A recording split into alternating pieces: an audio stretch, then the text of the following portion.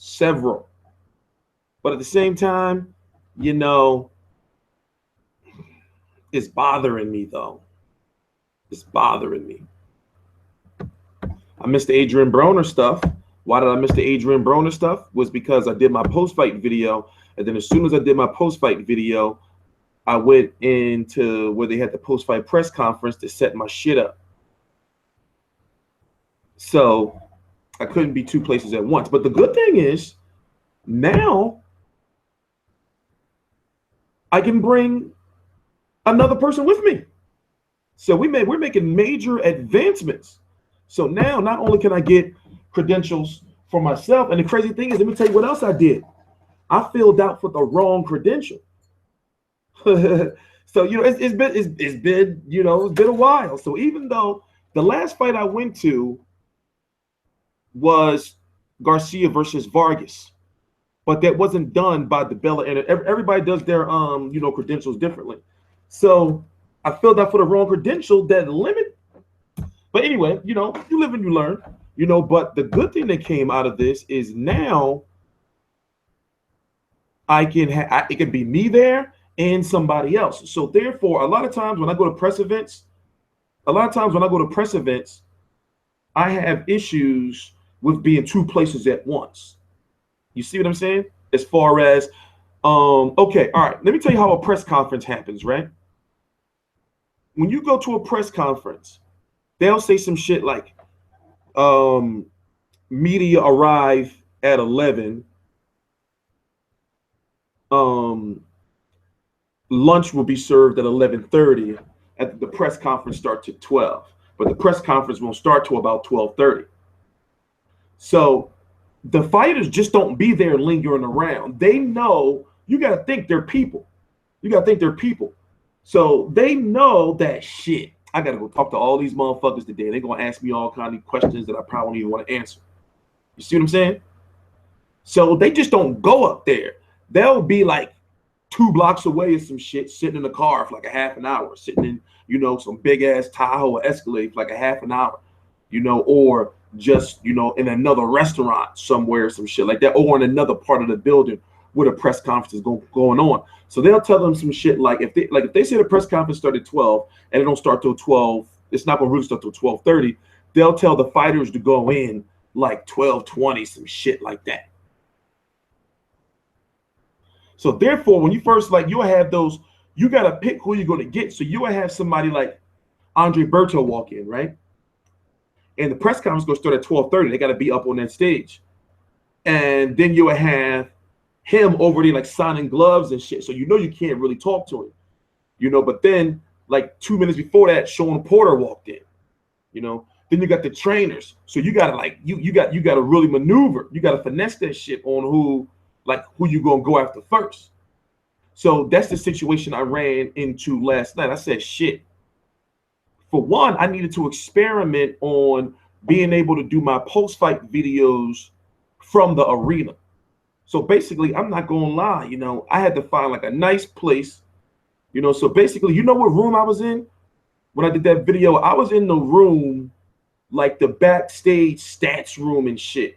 You know, like where they do the box scores for the Brooklyn Nets. I was in that room, you know, so it's right next to like the press room. So I said, oh shit, they got the TV in here, you know, and they got the little fucking connections and shit when they did my post-fight video. But while I was doing my post-fight video, remember that interview is going on live outside in the arena. I'm in the back.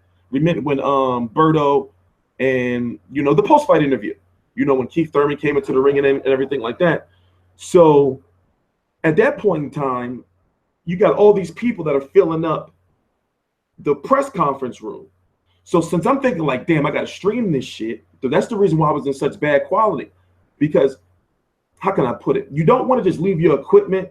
It's not like nobody's going to steal it, but motherfuckers will be disrespectful and they'll bump your shit, or they're just like, you know, just stand right in front of your camera, you know. So, you know, but now going forward in the future, you know, now I can take somebody with me and say, listen, you watch the equipment and you make sure all this shit is centered and everything, and then I'm going to be floating around. So that's how I missed Hank Lundy. That's how I missed Adrian Broner, you know, and Errol Spence.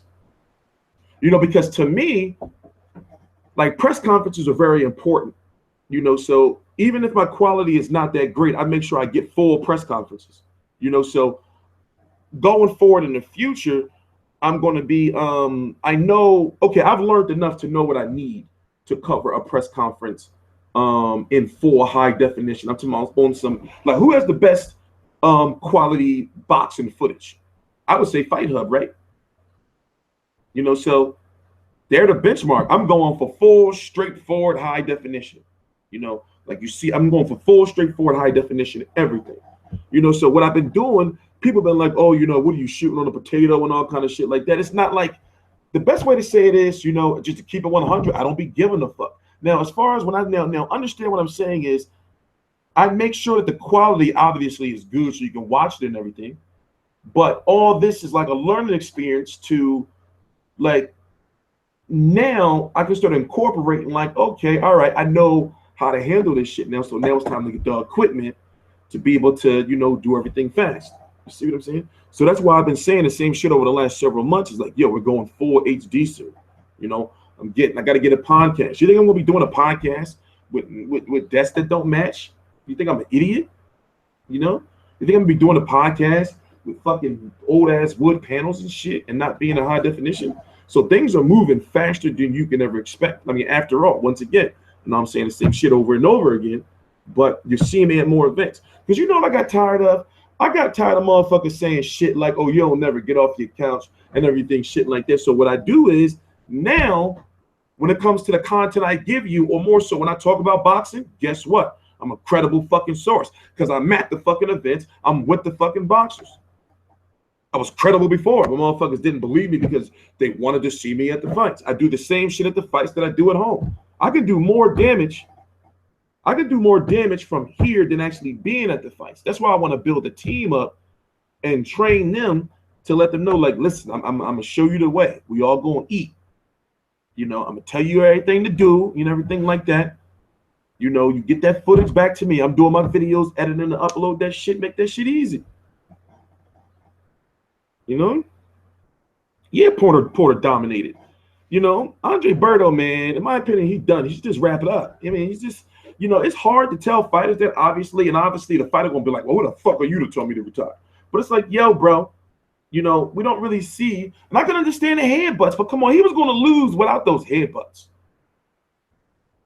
You know, just look at the way he was fighting. He was lifting his feet off the ground and everything. You know, you got to be able to hit you got to be able to hit Shawn Porter with some shit to slow him down a little bit. Or you got to have a very good inside game and tie his ass up. You got to tie him up. You know, because if you let him, like, into your fucking personal space, he's swinging for everything. And he don't care. He's all up in your shit. You know? So, it all depends on how you look at it, man.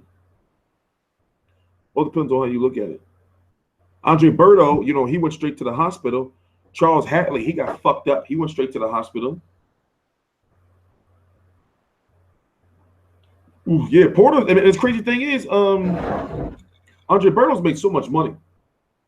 You know, they tried to make this fight. They've been trying to make this fight. They was trying to make this fight for November. That's what Kenny Porter said. They were trying to make this fight for November. And Berto's waiting for that money. But, you know, you can't blame Berto now, making sure he got the most money he could possibly get. You know what I got too? I got some good stuff from Steven Espinoza, the president of Showtime, talking about you know, how PBC and Showtime free fights on CBS work. You know? But yo, I am tired of shit though, but we're gonna chill. Because it's like, it's really no point in me going to sleep now. I gotta go see my daughter at 11. It's 7 right now. You know? So already, I've already been up for, it's been like 24 hours now. Some shit like that. It's officially been like 24 hours. I've been in New York. The fight didn't start, you know, they opened doors at 5:30. I was out there like 4:30, some shit. You know, I was in there the whole time.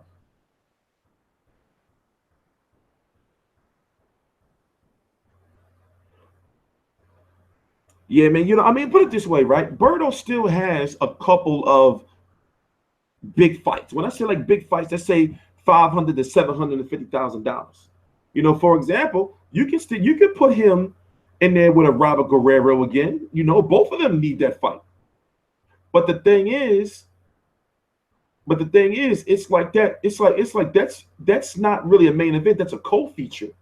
You know, you see what I'm saying? But it's still a fight. Like he has ways he can go. But it's like as far as a big fight is concerned, really, do people really want to see Andre Berto anymore? Do people really want to hear another story about how, well, you know, I wasn't this and that, but now the harvest is really here? The harvest, you know? Thank you, Mr. True Boy. I mean, I told, you know, I've said, like, it's frustrating because I am one of those people that it consumes me if I don't do what I say I'm going to do. You see what I'm saying? Like I gotta, if I say I'm going to do something, I got to do it. I had a lot of like issues, you know. I had a lot of issues, man. I had a lot of issues that was stopping me from getting the fights, or more so, not getting the fights, by like, you know, like being aggressive in what I'm doing now. You know, so this shit that y'all seeing is what I was supposed to been doing, but shit just was in the way. You know, once again, I'm gonna tell you, did y'all know, you know, I was facing 14 years in jail just 2 years ago? 14 years. January, what was that? January of, not this year, January last year, I got found not guilty because it was proven I was on 14 motherfucking years, yo. I was facing in jail. You know, major death in the family. I was literally dying. Didn't have a voice for 6 months. Then, not to mention, you doing all that shit by yourself. People, you know, turn their back on you, especially nut ass bitches. Like, oh, you know, you ain't going nowhere. So it's like, you know, now guess what? Look at me now, man. Look at me now. Aggravated assault, simple assault, terroristic threats, and violating a restraining order that I had against the person. What the fuck? So basically, listen, they said she tried to say, I filed a restraining order against her because she was stalking me and my chick. So me and my chick wouldn't testify against her. She made up a story to have me arrested before the court date. So I got arrested I got arrested at 8 a.m. The court date was at 10 a.m. for me and my chick to testify against her and have her basically convicted of stalking.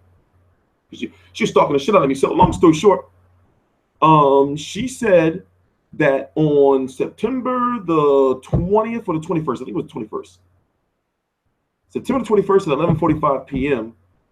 that I had came to the back of her house, slammed her head against the wall, kicked her in the stomach while she was pregnant, and told her, I'm going to kill you if you come to court for the restraining order that I have against you. Crazy, right? So that's why I say, hey, listen, YouTube saved my life. Because guess what I was doing? Guess what my alibi was? I was doing a live stream. What if I wasn't doing no live stream? I would have had no fucking alibi for that shit.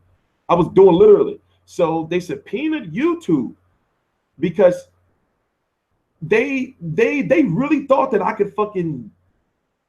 And the crazy thing was, another crazy thing was that it was one of the live streams. Remember, I used to let people on and we used to talk and shit, you know.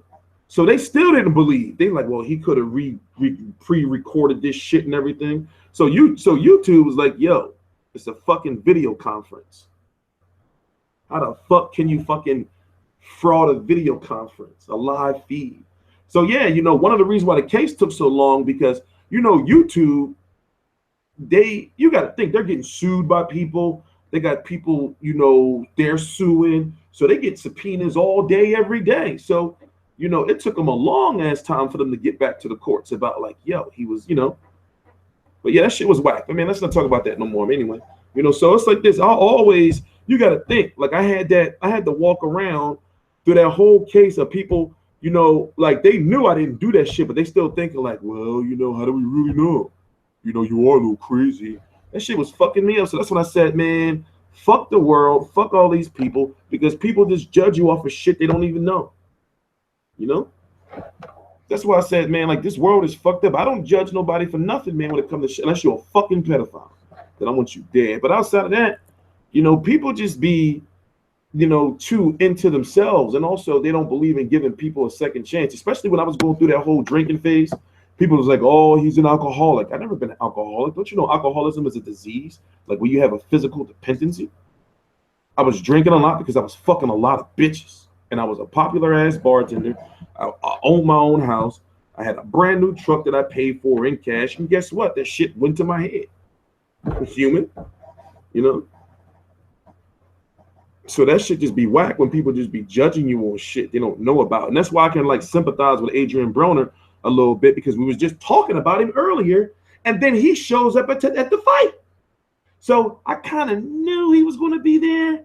But at the same time, I thought like, well, maybe he was going to sit this one out, you know, because of all the shit that's been going on. So, you know, I would have loved to been able to, like, you know, to talk to Adrian Broner tonight. I would have made sure I dominated those fucking questions. I would have made sure I was heard. No, I'm not. Oh, no, yeah, well, I'm gaining weight. I'm on prednisone. That's why I was so healthy this week. I'm on prednisone. You know, my weight fluctuates, man. It's bad. Like, I can gain 50 pounds and lose 50 pounds in like 4 months. Real rap. Real rap. My weight goes up and down all year round. All year round. But yeah, man, Berto done. I don't know what Berto can do, man. I don't know what Berto can do next. You know, I mean, do you really? Come on, let's be honest. Let's take a vote here. Do you really care if Andre Berto fight again? You know, do you really care if he fights again? Be honest. You know, do you want to see him again? I mean, if you see, oh, Berto's fighting this guy, well, okay, all right. You know, but do you really want to see them try to build Berto up to be a champion again? How many chances can we give him? And guess what? Just like we've been talking about all week, during the build-up to this fight, he lost and got stopped by a pressure fighter. Luis Collazo laid hands on him. Victor Ortiz, that first fight, laid hands on him. Robert Guerrero laid those hands upon him. Jesus Soto Carras laid hands on him. Fucking Jose Zito Lopez was distributing those paws too. Victor Ortiz, you know, put him down, and then guess what? He goes and fights Shawn Porter, another pressure fighter, and Shawn Porter stops him. Yeah, we got to talk about that. So, interesting thing, right? Interesting thing. I interviewed Kenny Porter. Is that Thursday? Wednesday, some shit? I asked him if he heard anything about Thurman Garcia. The look, yeah, me and that's cool. Don't ask dumbass shit like that. Like, we all cool. St. Trucks. Well, I don't know why. I don't know why I'm cursing you out, man. My bad. I'm just irritable because I ain't been sleeping. But yeah, me and that's cool. We cool. We literally worked together all night.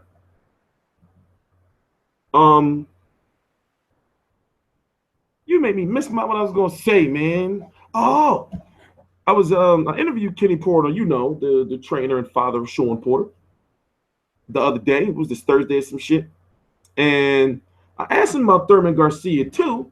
And the way he looked at me was like he did know, but he didn't really want to say it. He was like, no. I ain't heard nothing about that. He said, I may have heard it once. But then today, I think it's a good time to play it because it's only like a few minutes long.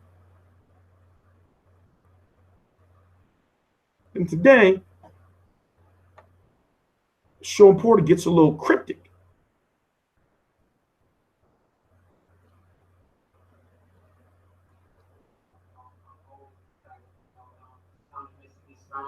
Sometimes you miss me with serious Facebook. Even you guys did a lot of training, and when I saw Andre Berto quit, I was like, that must have been a 54-400 that you guys did. Can you speak to about? I noticed online you have like 3 or 4 people in the Hall of Fame. Can you speak to the experience of your corner and the actual training that you guys have done? Oh, wait, no, they fast forward. That's not it. Because I was like, oh, snap. And that's I think it's next. I said, but it's the next question. Oh, snap. How's you going to feel after throwing all of them? And my concern was more because of, the head clashes in that situation can also take energy away from you. And the energy that you're expending, you know what I mean? But you came through it and continue to do it. So the training that we do is second to none, and it's a testament to him allowing me to push him through that fire and us, because we got that cryogenics tell in our place. So that's 45 degrees. So he deals with the fire. It's the next question. It's the next question. He's unstoppable. And I kept telling him he's a warrior throughout the fight. And I kept talking to him, and he kept listening to me. And I kept telling him even after the beginning of the first round, and even after we saw cuts, I said those cuts don't mean nothing. And it didn't mean anything to him. And I know they didn't mean anything to him, because it didn't mean anything to him when he went down the steps on the tricycle when he was 3. It didn't mean anything to him. Get up, let's go. That's who we are, you know what I mean? So he's bred and raised that way, you know what I mean? It's supposed to be the next question. The training is the pain has a purpose. The pain has a purpose, and I was saying that throughout the camp. The pain has a purpose. So we went through that pain, and you feel that pain in the fight. It means absolutely nothing to that. Last question. Congrats, Shawn. Listen. Your performance of my. That was actually the last question was actually supposed to be mine, but then, like I said, I was operating 3 cameras. I was using my phone, my HD cam, and I'm live streaming the press conference at the same time. So that's why I'm glad going forward, that now I can have somebody go with me, so I don't end up. For those who don't know, I missed the Adrian Broner interview, and the Hank Lundy interview, because I was doing all this stuff. So while I'm doing all this stuff, I'm wondering why the media room is half empty, because they're all out with Adrian Broner. You see what I'm saying? So it's a weird situation, like where you gotta make sure your shit is set up, but at the same time, you wanna get all of that post-fight press conference.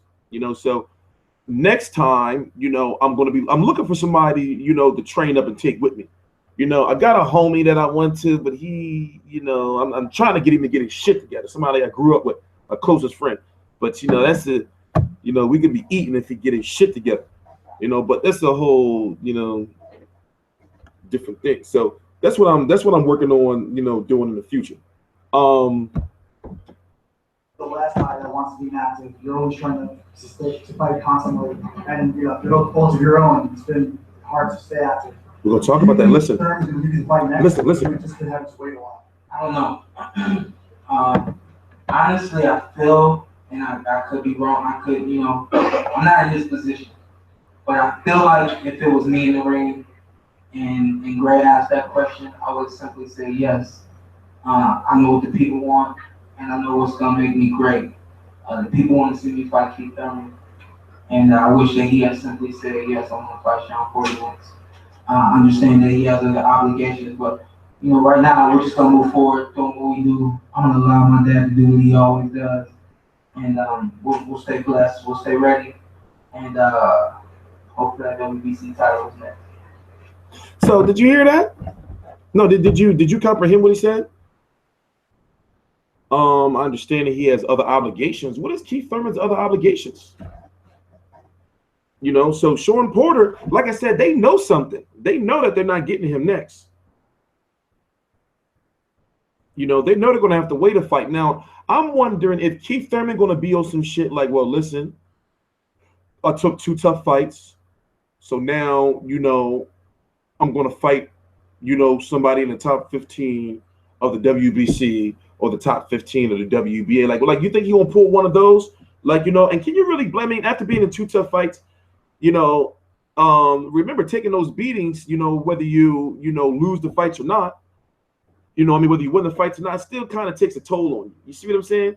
So do you think that maybe Keith Thurman will fight somebody like a somewhat known name, I guess, and then go on to that Thurman, that Shawn Porter rematch? Or was Angel Garcia right about with the video he put out and then took down, saying that, you know, this was a week after Thurman Garcia, saying that, you know, they got the rematch. And we haven't been hearing anything from Danny Garcia, you know.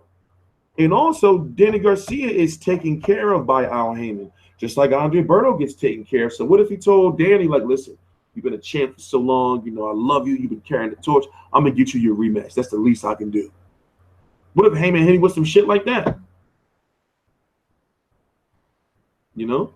Because no matter how you slice it, before the loss, Danny Garcia is a superstar. I mean, not a superstar, he's a star. You know? So, I don't know. It seems as though we're not going to see Thurman versus Porter next, but Porter is going to get his shot.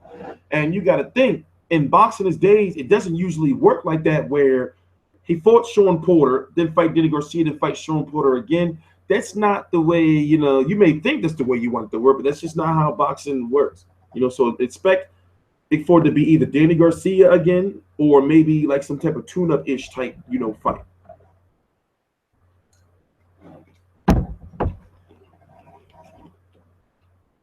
In Florida, wherever you live at. And Keith Thurman was there tonight. But see, let me tell you what boxers do also. You know, remember, there's a lot of boxers that don't like a lot of people in their face. So what they'll do is they'll stay in that like security area, like that only promoters and like Showtime staff are allowed back. So they won't never put themselves in situations like where the media be. Now, of course, they can say, all right, well, damn. You know, let me go see what the media doing. So let me go walk in the back and get a Diet Coke or some shit. And they know, like, oh, that's such and such back here. You know, then, you know, to get the media people running up and all kind of shit like that. You know, so Danny Jacobs, you know, I didn't get to get him. Keith Thurman, because it's kind of like a situation like where you got to be at like the right place and the right time. Also, as I said, I fucked myself over because I filled out for the wrong media pass. But you live and you learn. You live and you learn. You live and you learn. I still had access to pretty much everything, but not the one area that I needed to. You know, like there's a difference between like when you get one that says like news media and then like auxiliary media. You know, it's different.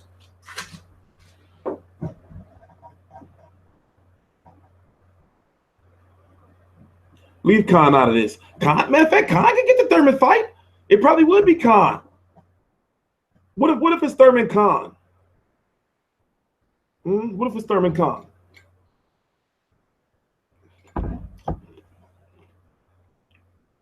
How would Khan get knocked out, though? We never seen Khan get knocked out by an uppercut. That would be nice, right? See Amir Khan get knocked out by an uppercut? That wouldn't be too bad. What about Charlo Hatley, man? I got a chance to talk to Charlo. Yo, Charlo, a cool dude. He came to the back, and it was only me and Ness back there, and he apologized to us. He said, listen, I apologize for the way we've been treating y'all and all kind of shit like that. Like, talking about the media. And then he was talking about something, you know, like, and you know my brother, you know, he a hothead. So that was cool. You know, but then I said, well, you know, like, that's all cool. Don't worry about it. Like, play the bad guy role. That shit is a good thing. That's what I said. I kept it 100. I think people agree that, you know, be the bad guy.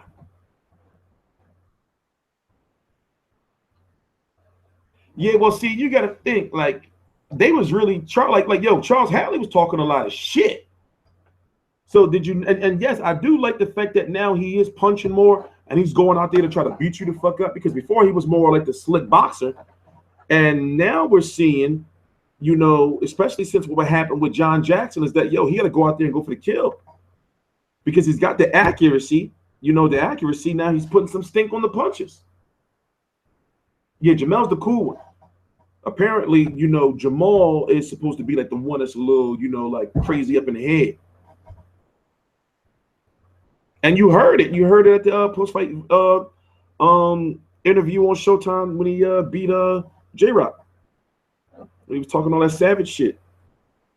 He was the one that asked, Charles Hatley, why you suing Don King? If I make $75,000 and I get beat the fuck up, I'm gonna sue him too. But just if I'm looking at it like this. Let's just, hypothetically speak, right? So, Don King tell you, like, champ, you got to fight WBC, and he all hyping you up and shit. And you like, yeah, Don, y'all dapping each other up and everything. He's like, how much we make it? 75,000. You know how I probably hyping that shit up, and then you get Hatley face be like 75,000. You mean like 75,000 to risk my life? Because you got to think, you got expenses, you got to pay your team. But then, me knowing what I know about boxing, I'm factoring in, don't dude got a Bentley? And also, you do have promoters out there that will be your credit card. You see what I'm saying? They'll be your credit card. They'll say, like, they'll sign you and give you 200,000. No, they'll do some shit like this, right? They do some shit like this. They say some shit like, where you living at now, champ? You ain't even no champ yet. You some old NBO, domestic international fucking Pabst Blue Ribbon champion. And they'd be like, where you living at? And he'd be like, oh, well, that's a little 1-bedroom over on such and such. And he'd be like, what? We're going to get you a house, right? They'd be like, what you driving, champ? Well, I got this Volvo. And he'd be like, what? We're getting you this Benz. So you got that house, you got that Benz. You're like, damn. And they'd be like, champ, you got a fight coming up. And yeah. They give you that nice check. Then another fight come up, you get a nice check. Then another fight come up, you notice you got like a fucking 200% pay decrease. Why? Because those advancements. You think he gave you that house? You think he gave you that car?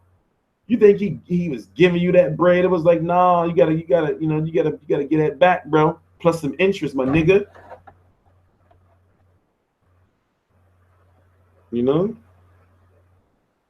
That's how that shit be, man. That's how that shit be. So now he probably thinking like, Hatley's probably thinking like, damn, 75,000.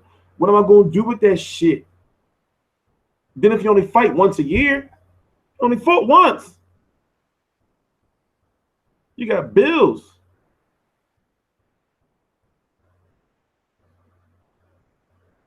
A blank contract. You just sign a contract. You don't know what the fuck can be drafted. You sign a blank ass piece of printer paper. They draft the fucking. I'm up early because I haven't slept. I was at the fight last night. I didn't get back to the city until like fucking 2 hours ago. Some shit. 2.5 hours ago. Some shit like that. What saved me? The reason why I'm still up now is because I was crashing hard. I fell asleep on the train. That's how I'm still up. I fell asleep on the train. So that's how I'm still up now. So yeah, man, I don't know where Charles Hatley goes from here, because it's like, yo, so not only did you make that little bit of money, but you got knocked the fuck out and you beefing with your promoter. So how are you going to get a fight? Shit is fucked up on his side. Shit is fucked up on his side. Well, yeah, no, I have gotten smaller. But the thing is, see, a lot of times when I be growing a beard and shit, I'm trying to hide how fucking fat I am. But like I said, my weight fluctuates like a lot, especially since I got sick for Thurman versus Garcia. I've been on prednisone pretty much and that shit makes you gain weight. King is a last resort promoter. Yeah, it's like, put it this way. You know that if you're going to be with Don King, you got to be sharp. You got to be sharp, because he's going to find some type of way to fuck your butt. You got to be, excuse my language. I don't know where that came from. You got to be sharp. If he offer you something, you be like, Don, okay, so if you get me this shit, how much you want back? Keep that shit 100, bro. How much you want back? For real. And when you going to come back to get it? When you going to come to collect? Yeah, that's fucked up how they fucking with Jared Hurd. He just got his belt. They think he easy pickings. But the thing is, Al Haymon's not going to do that to him. You see what I'm saying? They can call him out and all that, but Al Haymon's going to be like, no, you're not getting him right now.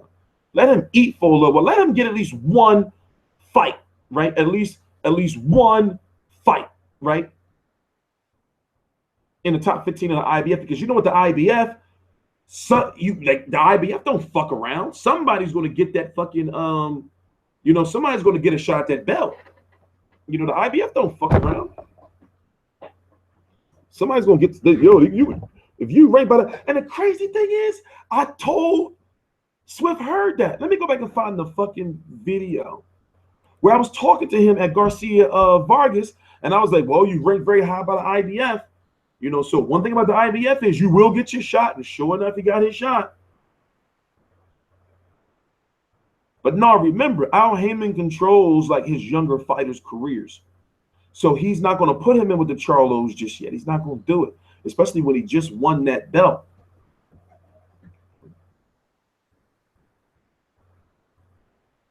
That's why I was pissed at Charlo. It was like, yo, for real, you going to call out Swift Hurd, but not Lara. And the crazy thing is, Lara is more money than Swift Hurd, right? It's got to be more money than Swift Hurd. And he can't fight Andre, because Andre, in order for Andre to get a unification, Andre would have to beat Lara or drop his belt. Is Haymon going to let Lubin with Jermell?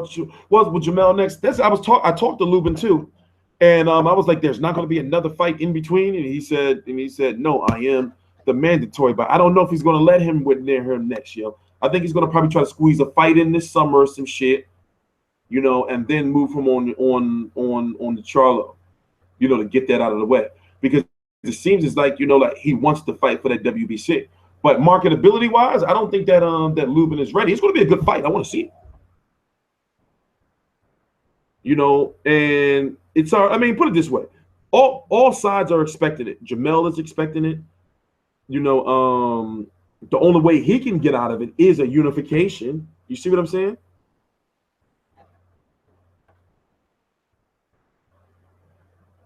But Lara's in a situation where he needs a big fight. Don't you know that Lara was the last fight that we'll likely see on PBC on Spike? So I'm going to blame him for it. I'm going to blame him for the reason why there's no PBC on Spike. The fight Yuri Foreman.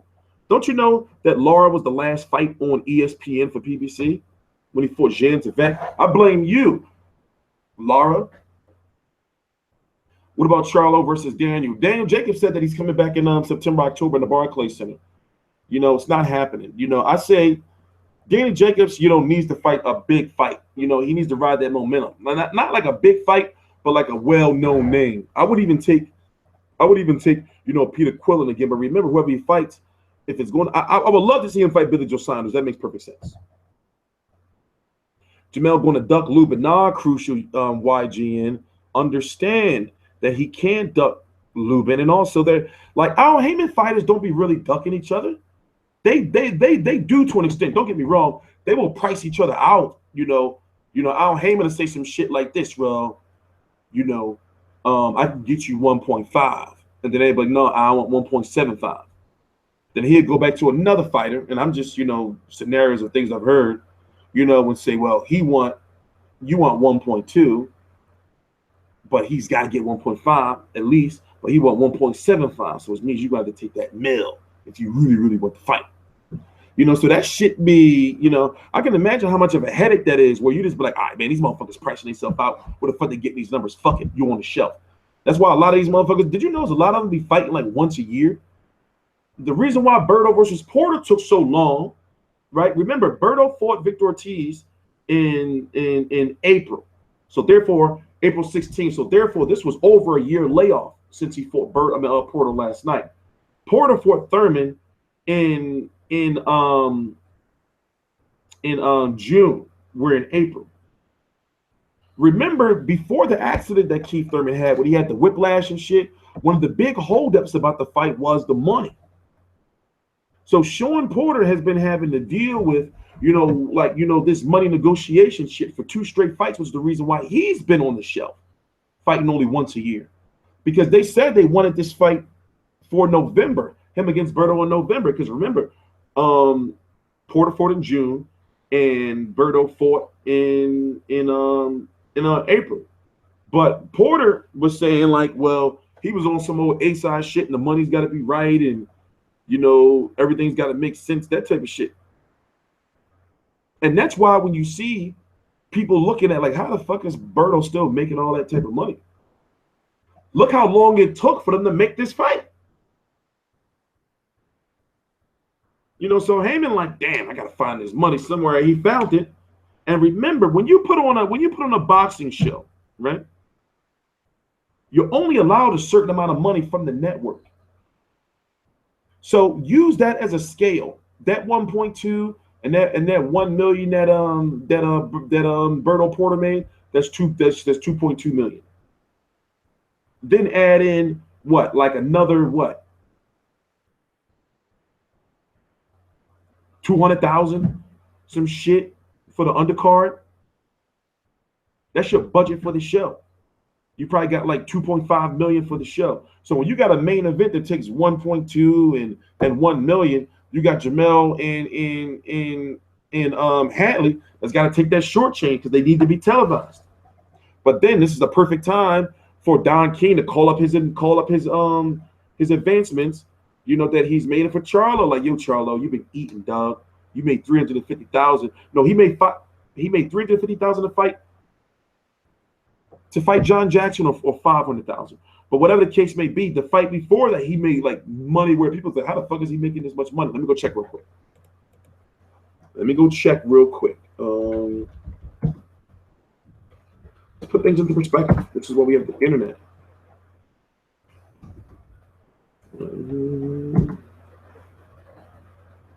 This is what we have on the internet. By the way, please subscribe.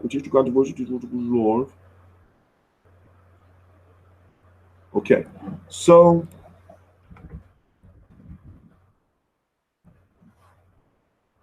let's see something.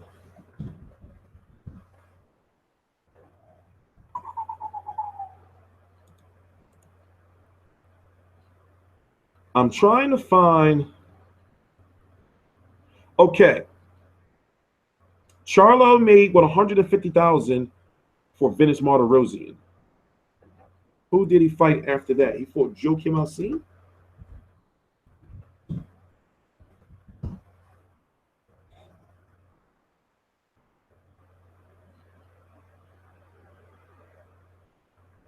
I'm trying to find out how much he made for Joakim Alcine.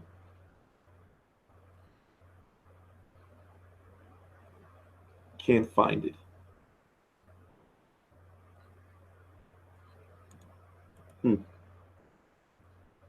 But we do have how much he made for his last fight. One of these fights, he made some real like outrageous big money. I'm not gonna say outrageous. But basically, the reason why that 100,000, okay, here it is. Charlo was already involved in negotiations in late 2014 for a fight with Andre, but Andre backed out because it was unhappy with his purse, which was a career high 300,000. I remember that. So how much did Charlo make to fight Martirosyan? But anyway, the point I'm trying to make is, you know, he's made 100,000. He means it's a pay cut to an extent. But here's the thing: is it really a pay cut, or is it because maybe he was making too much money in the past? And there's no such thing as too much money as in your boxing. But follow what I'm saying, like the logic, as far as like Haymon was like, okay, well, remember I let you borrow, you know, that fucking 300,000 when I first signed you for that house. Now, I'm sorry, champ, I got to get some of that back.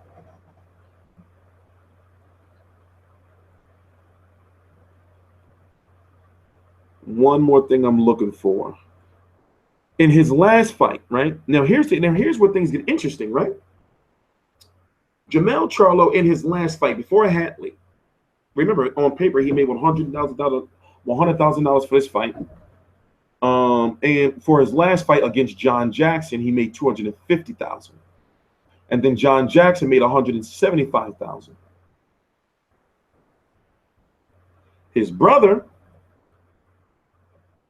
when he beat Austin Trout, made $500,000. Trout made $300,000. Wasn't it a triple header Wasn't Laura on that card too? So that's the point I'm trying to make.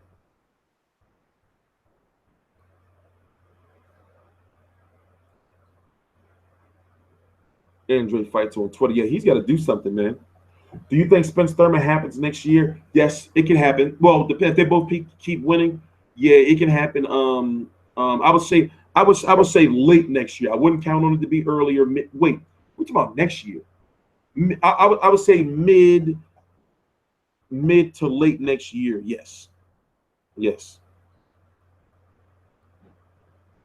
Inactivity has killed Andre's career. I mean, it hasn't killed it, but now it's starting to look like he's too big for 154. He was huge in there, and he was sluggish against Jack Kouket.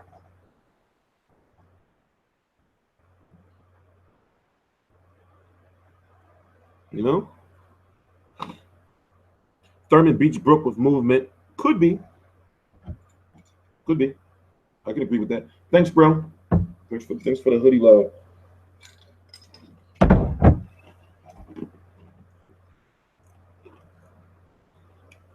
I see Spence versus Canelo 2018 talks. Get out of here. Where you get that drunk shit? Prince from Zamunda. Take your ass back to Samuna with that dumb shit. Where'd you get that jargon? That tomfoolery. Berto has different relationship with Haymon and others. That's true. That is true. You know, that's like his son. It's like his son.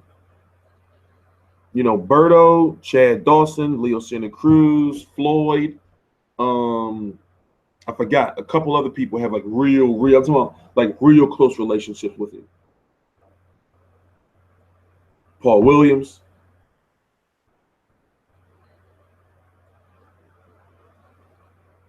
Leo Santa Cruz named his son after him. Gave him like this epic ass speech. You selling those hoodies? Yes, we will be selling hoodies in the future. We'll be selling everything in the future. Fitted hats, all that shit. Canelo would never fight Spence. I don't think so. Canelo's in some debt, yo. Canelo owed $9 million. And the thing is, they tried to take some of his assets, and he didn't have enough assets. I mean, that could mean that he's hiding his money, you know, but at the same time, remember, you still gotta pay taxes, you know. Canelo got some shit. So now it makes perfect sense why he took that Chavez fight. They need that Mexican money. Because if he would be in debt and then lose to Golovkin, bad business. Viva la Mexico. Viva la Mexico. Yeah, I'm Mexican too. I'm half Negro Mexicano. I found out from ancestry.com. Yeah, it's crazy, right? Fucking half Mexican. You chivato. I got Chavez winning too. I believe in him, man. If he lose, I'm not gonna lie. If he lose, I'm gonna be sad. I get emotional when Chavez lose, man. Stop asking about my motherfucking weight. What is wrong with y'all? What is wrong with y'all freaks? What y'all care how much I weigh for? That's why when people say, you know, look into the camera, you wanna look at my eyes? You freaks. The freaks come out at night, huh? I see what's going on here, and I don't like it. You guys are some fucking freaks.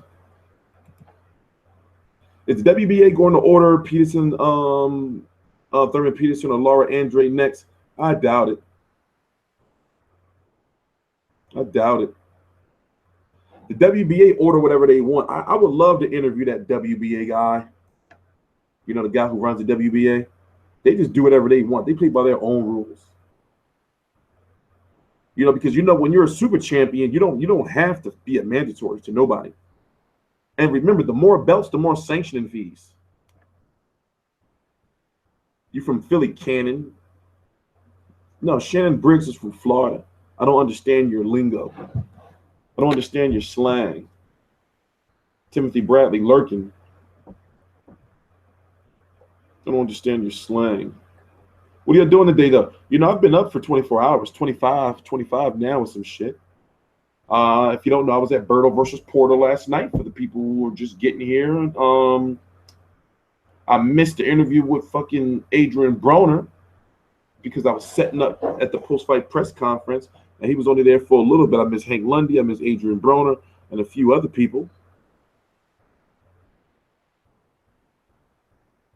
I was pissed about that. I'm still pissed about it. But at the same time, it is what it is.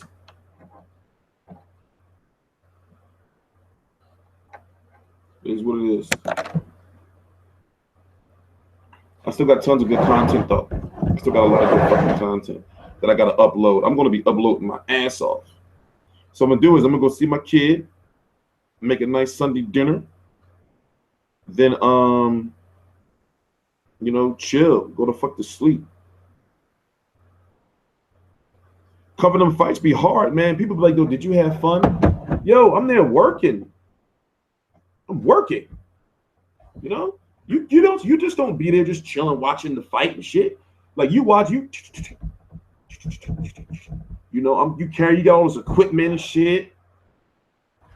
You know, you're not there on some chill shit. You know, that shit's a job. And remember, like when you're a business owner, like if you don't work, you don't get paid. You don't work, you don't get paid. You got to fuck, you know. So I be there, I be on some like, and I'm not really. I told y'all, I'm not a people person. You know, it's crazy. I don't know how I survived being a bartender for 10 years. That was the OCD in me that I was a good bartender for all those years. Because I made all my drinks look exactly like the picture. You know, my drinks used to be strong as shit too. I used to get people fucked up. I used to literally, I would pick certain days, like, you know what? This Friday on Service Bar, I'm going to make those drinks look good, but they're going to be strong as shit. So you know how a drink is strong? You know, a chick can be like, oh, no, it's too strong. But if it's pretty and it's strong, like when they got the little ice glistening off of it and shit, and like the mojito leaves are like in between the ice, but not all smashed down at the bottom, the mint leaves. You know? Why are we talking about fucking cocktails? Yeah, you gotta work 24/7. You gotta work, yo, because it's like this. There's always some shit that gotta be done. You know, like put it this way: whenever I'm chilling, thinking like, let me watch this movie or some shit, I can't remember the last time I watched a movie. Then I think about a fucking movie.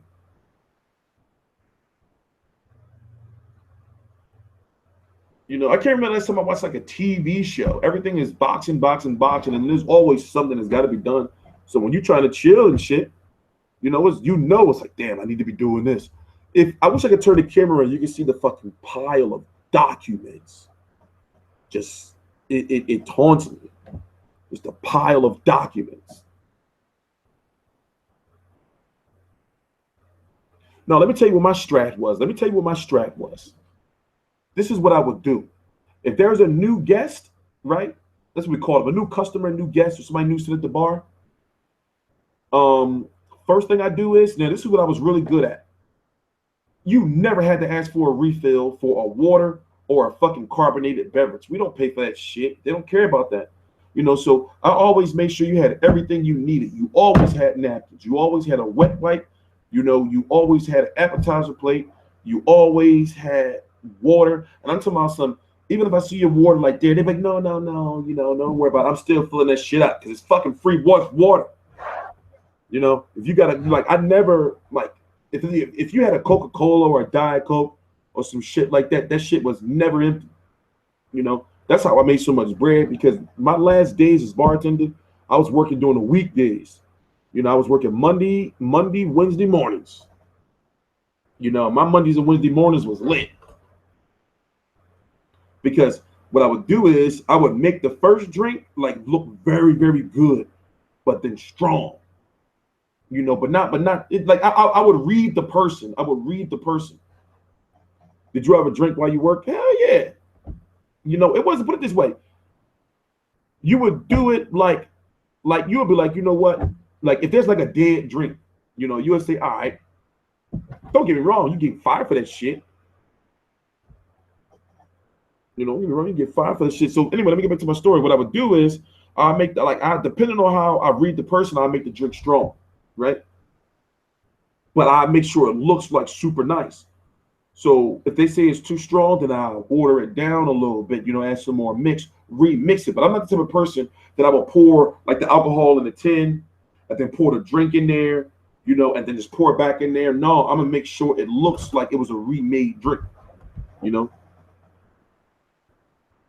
We talking boxing, not food, player. You must don't know me, bro. You can get the fuck out. You can get the fuck out. Fine, I ain't gonna talk about fucking making cocktails and shit no more. Fuck that. I can still make hundreds of drinks off the top of my head. That's how sharp I was. So we got Joshua Klitschko coming up this week. I'm hyping shit for that fight. I'm hyping shit for Joshua Klitschko. And then the next week, we got Canelo versus Chavez. Shit's going to be cool. Shit's going to be lit, man. Regarding missing Broner, could you take a person with you to the fights to cover more ground? Yes, we just got approved to get 2 credentials now. So now, because that's the biggest issue I have at these events is covering that ground. That's the biggest issue I have. Is being 2 places at once. Because remember, I got to be doing all that editing and all that shit at the same time. So now, I'm going to take somebody with me. Like I said, I got a homie I'm trying to bring on, man, but he won't clean up his fucking life. You think this shit I'm doing, man. He got to be an idiot to think what I'm doing now is a joke. It's not no joke no more, but he won't clean up his fucking life. But basically, what I do is to say, I train him up and be like, yo, okay, you go to this area and this is where, Adrian Broner and Danny Jacobs and all of them got to walk past.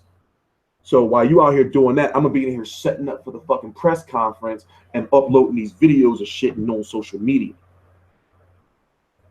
So I make sure I have my camera linked to his camera and phones linked to my phone so he can just send me shit right over,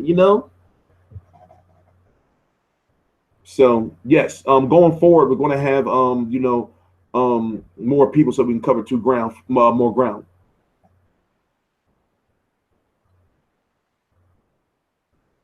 Mikey or Loma, hard to say. But if I had to pick somebody, I would pick. You got to pick Loma, the boxing skill. It's just that Mikey Garcia can box too, and he's got that power. So it'd be a trading of ring IQ and hands. And Lomachenko would have to do a lot of movement. You can always get down. Oh, I was great. Say, I'm glad you put that just a joke. I was getting ready to start snapping. I'm glad you put just a joke. I used to love that man. No homo. I didn't mean to say no homo, but I used to love that man. Like he was like my brother. But he crossed me at like a pivotal moment in my life where I said nobody's gonna cross me ever again. He crossed me at a pivotal moment. My end goal is to be a boxing promoter. I'm learning media. I'm learning the boxing media, and I'm building like a team. I've been contacting people and saying like, "Yo, we should meet up and go to lunch. We should, stay talking to me a little bit. So right now I'm building shit up. So therefore, with the things I know, for example, right, I know that if I had enough bread and I had a boxer, I know that I can get that boxer into and come on, I can get a boxer into the WBA rankings. I'll be finessing the shit out those rankings, but okay, well, listen, you're going to fight him. And I know you can beat him. Then we're going to try to move you up to him. You got to beat him. But then if you beat him, you can get that WBA Intercontinental. And after Intercontinental, we can try to get such and such for that interim. I'm going to be on the horn, hollering at the WBA, like, listen, what's up with my fighter? We got to get in because you beat such and such and such and such. I know that, like with the backing, I can get, maneuver the shit out those rankings. That's what all promoters. You think promoting boxing is hard? Did you notice promoters promoters are like people who never had nothing. They were like lawyers and shit. It's like a formula to this shit.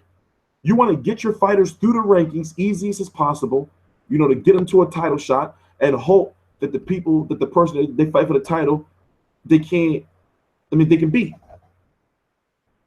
You got to do a lot of maneuvering.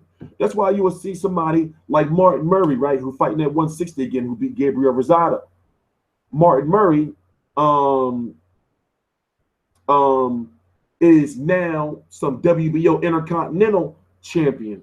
Why did Eddie Hearn not try to get in the fight for the WBA, the WBC, or the IBF? international title or some shit, is because, you know, Golovkin got those. They don't want to go that route. They're going to try to get that mandatory with Billy Joe Saunders and then get to a purse bid, you know. So, you know, you gotta like you gotta you know, like know that type of stuff, like when you're a promoter, like how to fucking maneuver those rankings and shit. And it's not as hard as you think. You know, I actually know pretty much all the major rules of the WBC, the WBA, the WBO, and the IBF. No, in order, the WBC, the WBA, I know all the WBA shit. So we can say WBA, WBC, IBF, and the WBO, I'm still like learning. You know, so that's why when certain shit be going down, I'm like, how the fuck did he get this title shot over him? And how did he get mandatory? Like, you can see like the flaws in that shit, man. You know, these sanctioned bodies be on some bullshit, especially that WBA, because remember, it's in their best interest to have more belts. So if you have a WBA Super World title, that's a super sanctioning fee. If you have a WBA World title, they'll be like, oh, that's our world title. That's a sanctioning fee. So it's you know, an interim title too. That's a sanctioning fee.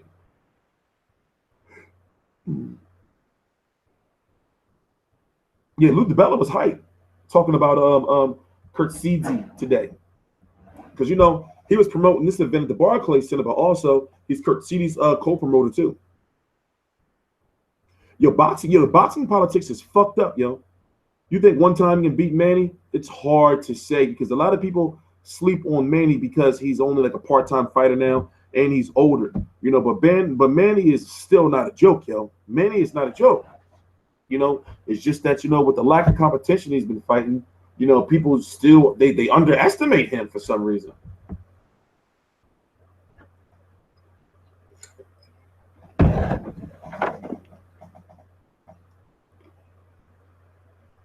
You know, I'm tired of shit, but it's no going to sleep now. I'm pissed I missed Adrian Broner. I'm pissed about that. Will you be at World Kovalev too? It's looking like 60%. Now here's the reason why. You may have Cotto versus Kamigai on June the 24th in the Barclays Center, which is the next week after Kovalev Ward. So basically on June the 17th, you would have Ward Kovalev 2 in Vegas, and then June the 24th in Barclays, you would have Cotto Kamigai and Ward Kovalev replay. You know, so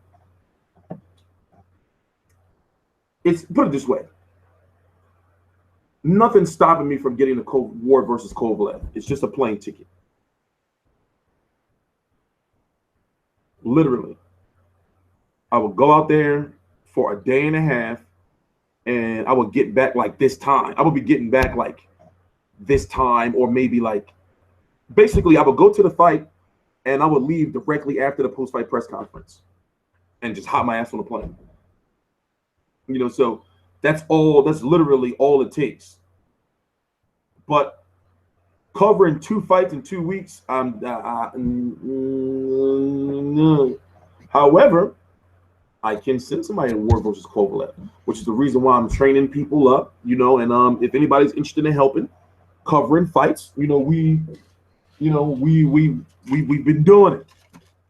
We've been doing it for quite some time now. We've been doing it for quite some time now, you know.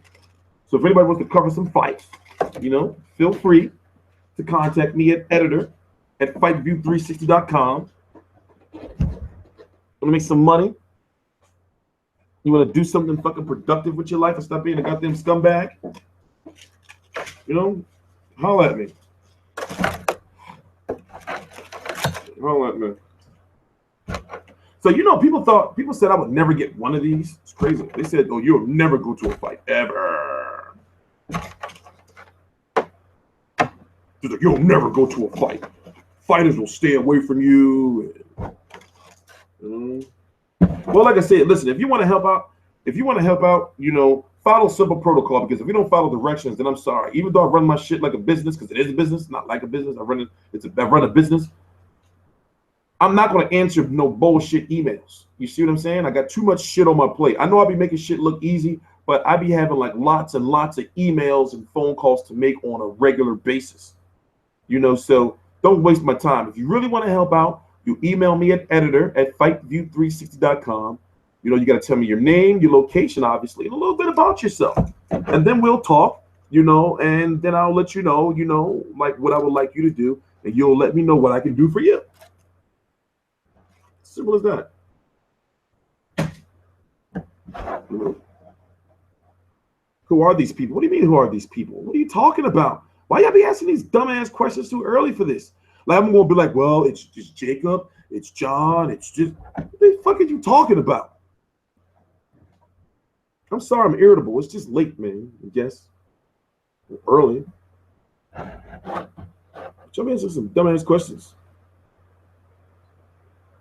And it's bad enough, like I don't be knowing, you know, Lexorcism. I don't know who you are, bro.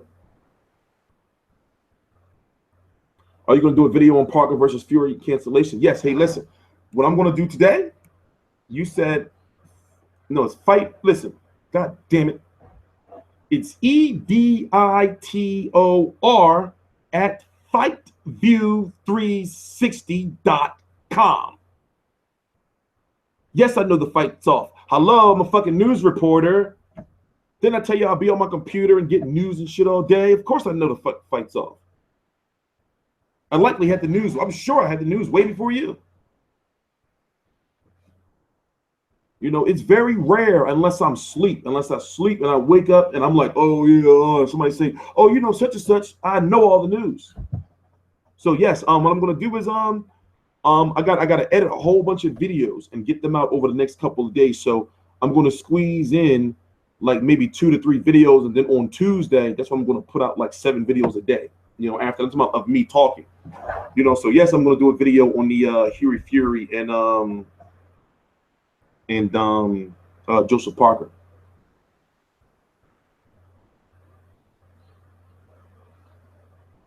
Why am I cranky? Well, it's because I've now been up for about 26 hours straight. I was at a fight last night. I have not slept. I was at Berto versus Porter last night. I have not slept. I didn't leave Barclays Center until like 2:30 a.m. I was outside doing a live stream on Facebook. You know, then another, I was just in New York, just fucking walking around in New York for like an hour and a half. Waiting for my fucking train and shit. Doing like Facebook streams. So as soon as I got in the house, I chilled for about 45 minutes. I edited a couple of videos and I'm doing this live stream. Literally, I just got back to New York. No, I don't take no sleeping aid. It's just that I don't have sleeping issues. I get sleep. It's just that Saturday nights are my busiest nights of the week. So Saturday nights, I'm usually doing anywhere between, on Saturdays, and okay, put it this way, on a Saturday, I would wake up anywhere between 8 a.m., 10 a.m., depending. You know, because it's Saturday. On a regular day, you know, like a weekday, I'm up at 4 a.m. But on Saturdays, I wake up from like 8 a.m. to 10 a.m. and then don't go to sleep until like 8 a.m. or 10 a.m. because I'm doing videos, I'm doing a live stream, I'm editing, things like that. So Saturdays are always a rough day for me, especially if they have fights on midday cards for us in the United States, meaning a fight over in the UK will come on 5:30 my time. Then you will have a fight like Berto versus Porter that will come on later tonight. So those days are very rough. You know, so no, I don't have any issues sleeping. I don't need any sleeping aids. I don't have any type of issues sleeping. Bernard Hopkins, why would Bernard Hopkins be there? The only reason why I have this little bit of energy now is because I fell asleep on a train on the way back. Berto isn't. I mean, listen, I think that Berto's done. I think he should retire. But like he's taking so many beatings, man. He's taking so many beatings. You know? That shit is sad seeing Berto get beat like that, man, now. Because literally he couldn't do nothing with Shawn. He couldn't do nothing with him. Once Shawn Porter decided, oh yeah, I'm gonna walk right through him. It was curtains, man. It was curtains, mate. You know?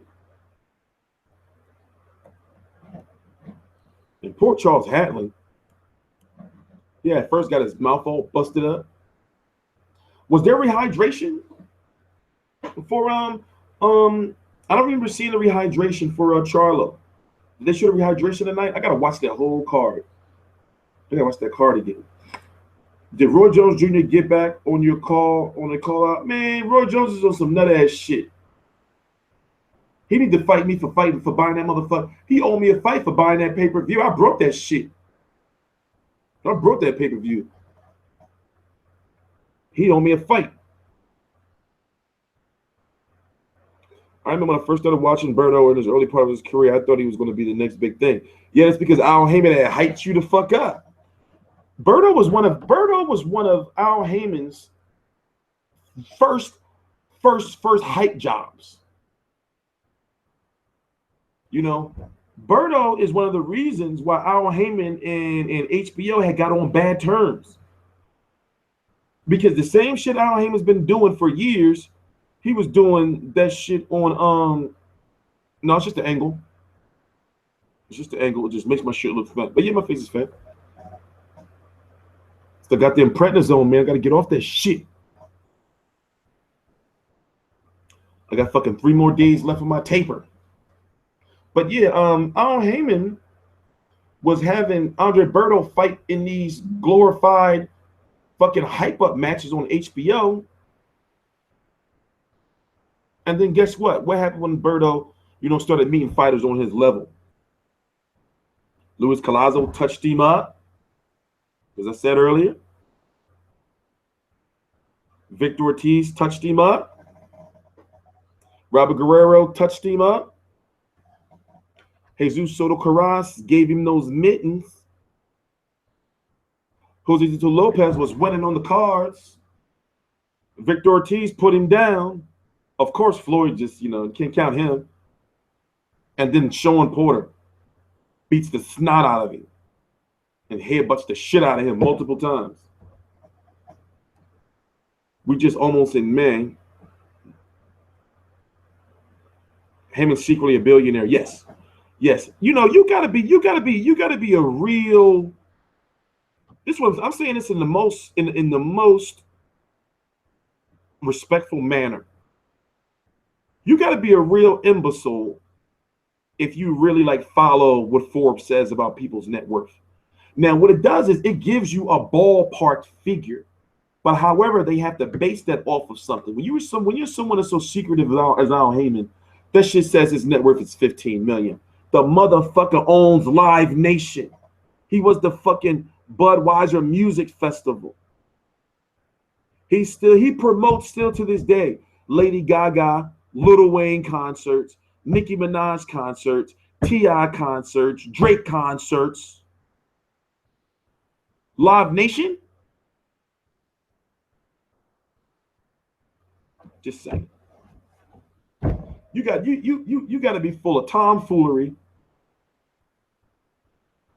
if you believe that man's worth $15 million. With those suits he be wearing, with those old ass, let me tell you. Let me show you this shit, man. Let me show you this shit. Let me show you Mr. Al Haymon, man.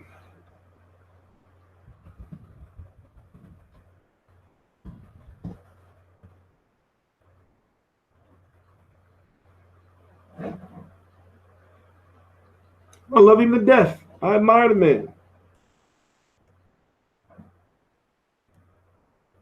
But look at my man's shirt. That's how you can tell he got bread. Look at his shirt. Look at his shirt. That old style ass shirt. That mugshot only a year old. Damn, AB, your mugshot's all over here, bro.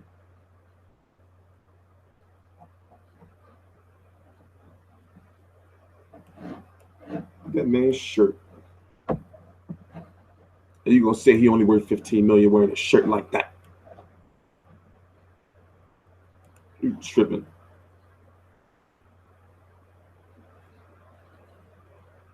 No, I didn't even get to do as much as I wanted to do out there tonight. I miss Adrian Broner. That's a bad night for me.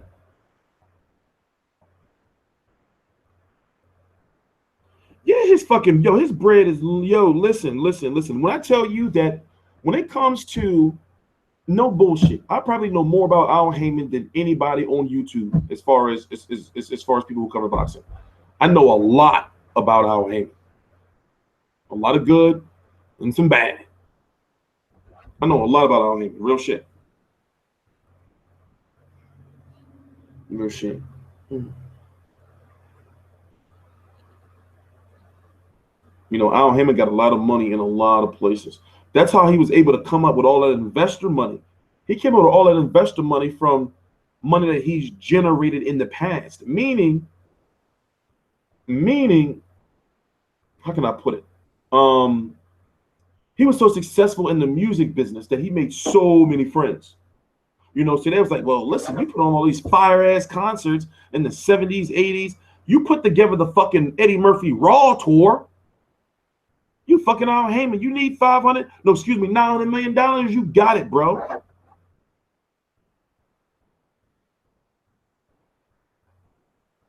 You know?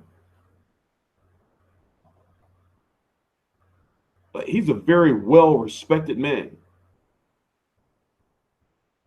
Yes, he is a concert promoting legend. Michael Jackson said, thank you, Al Haymon. Prince said, thank you, Al Haymon. Fucking, I didn't even see it, and I heard that they said, fucking, thank you, Al Haymon, on the fucking Bobby Brown. What's that? New Edition shit. What the fuck are we talking about? See? Wrong Way TV? You out of the loop. See? You casual. We're talking about Al Haymon.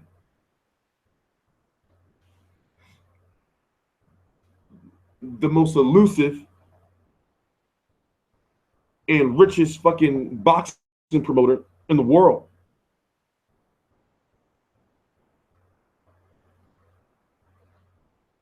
Al Haymon was more than deep in the music business. Who else be thanking him? Fucking Derek Jeter and shit. Thanking Al Haymon. Porter Thurman too. It's hard to talk about where does the money come from? Does he come from money? Did he grow up broke? No, he didn't grow up broke. He grew up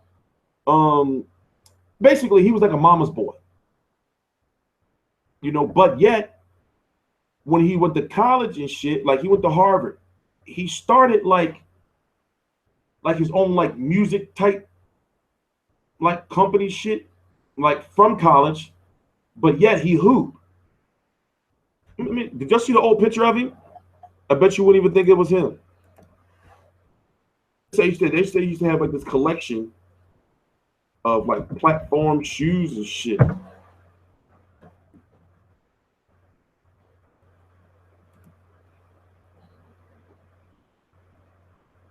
There you go.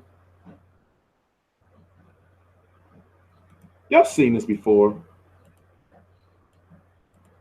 This young Al Haymon. That's him. With his fro. But they said if he was wearing this suit, he had on some fucking crazy ass, sick ass platform shoes.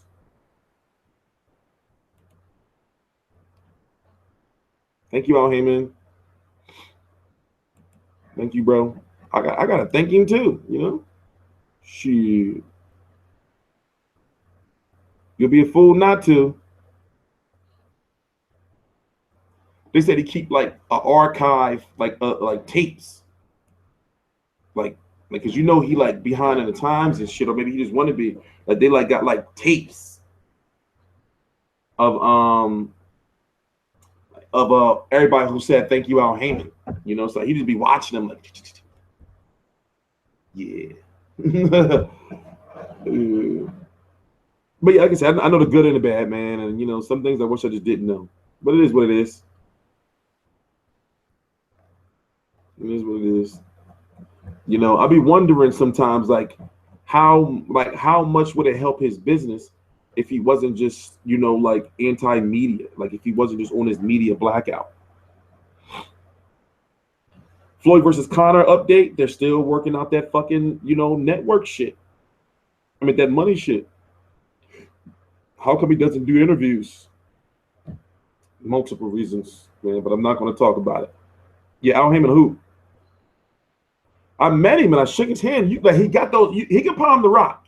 He can palm the rock. And you know how people who you know how certain people that hoop, they got like that body type and that walk to him. You know, you can tell he got those. You know?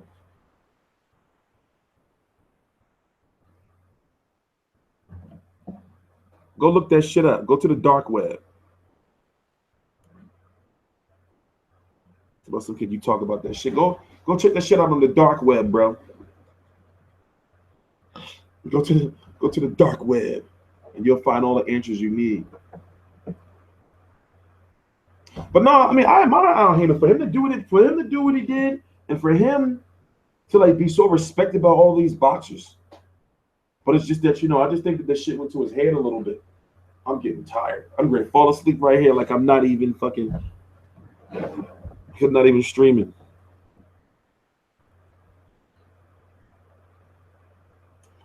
Canelo got to beat Chavez first, yo. Chavez can fuck up so much shit. What if Chavez win? He gonna fuck up so much. Hey, fuck you, Juan. Fuck you, Juan Herrera, my Mexican brother. You don't want to go to the dark web, bro. Trust me. Dark web will have you losing sleep, man. For real.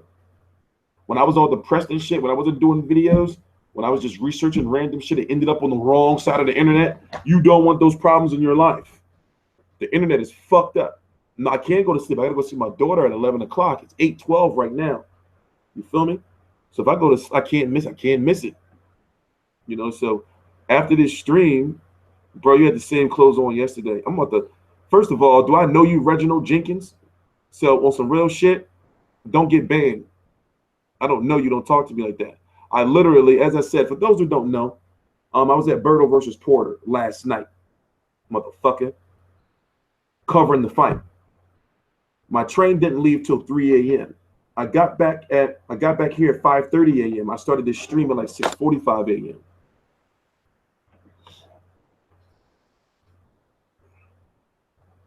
I was out working, nigga. What you do? Huh? What's your 9 to 5 look like? Disrespecting me like that. And yes, actually, I did take a shower when I got back. I don't even have the same fucking clothes on. I just got the same hoodie on, and it's not even the same shirt because guess what? The shirt is fucking brand new. The shirt is fucking. I'm gonna show you the back. The shirt, you know, I want to. The shirt is brand new. The fuck is wrong with you? The hoodie is 3 days old. Sit down, be humble. Matter of fact, you're on timeout. Fuck you, man. You disrespecting me, faggot. Ooh. Shouldn't have said that. Should have said that. My bad, man. You're not a fag. My bad.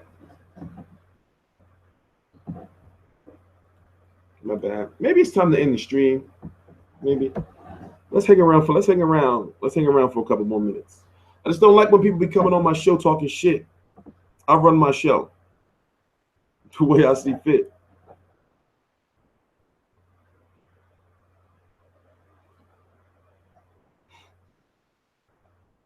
Yeah, I'm tired of shit.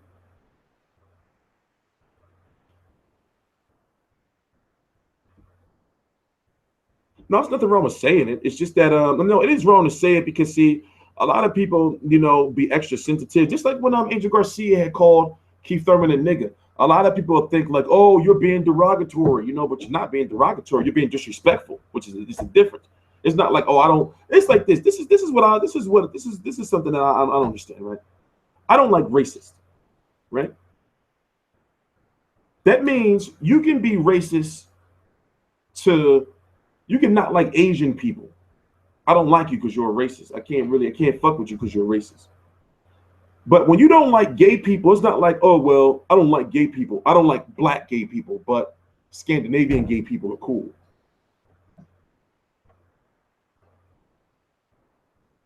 No, you know, I'm not really worried about it. You know, remember, when you do like live videos or you do any type of chats or streams or even social media, there's always people that say shit just to really, really, really fuck with you. You see what I'm saying?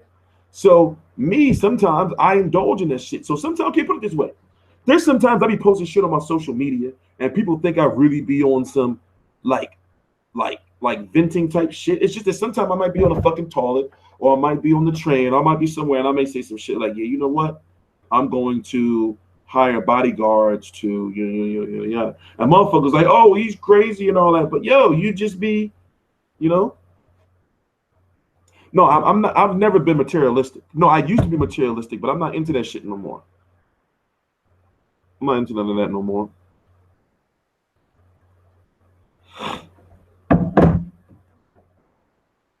Okay, Keys Bruno, you are blocked forever.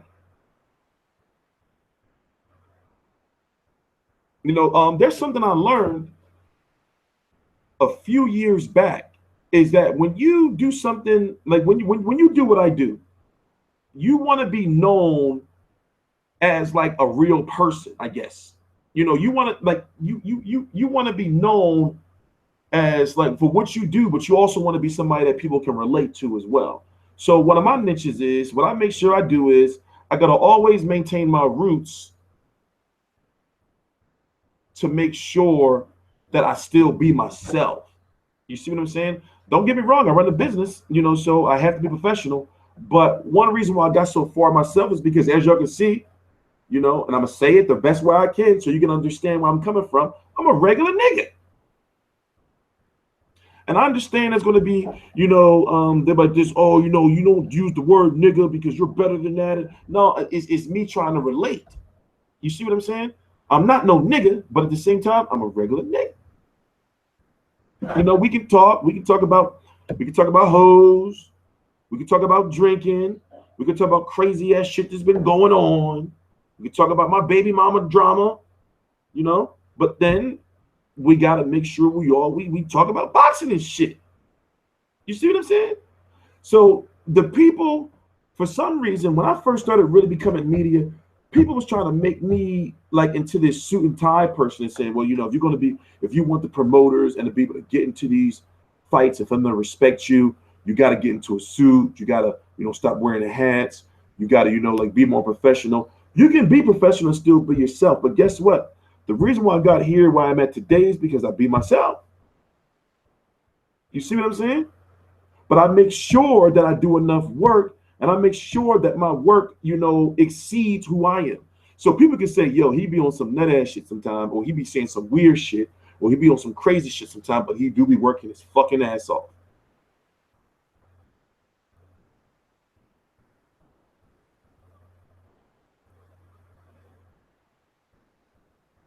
You know? Just regular ass dude. You know, I'm a regular ass dude, you know. Gotta make some more tea. We're gonna chill for about another 45 minutes or so. This is what we need to do. We need to keep it back on boxing. So therefore, let me check something real quick to see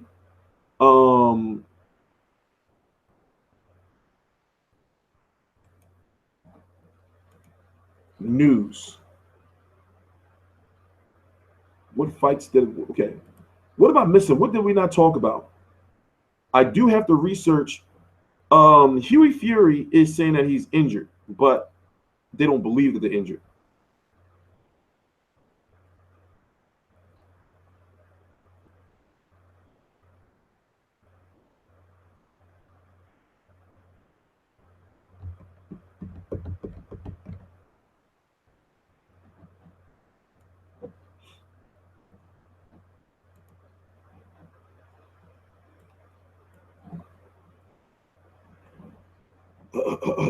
Did y'all see the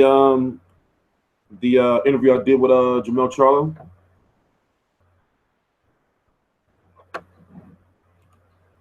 Cool dude. It's Jermell that's the hot-headed one, or supposed to be the hot-headed one. Jermell is the cool one.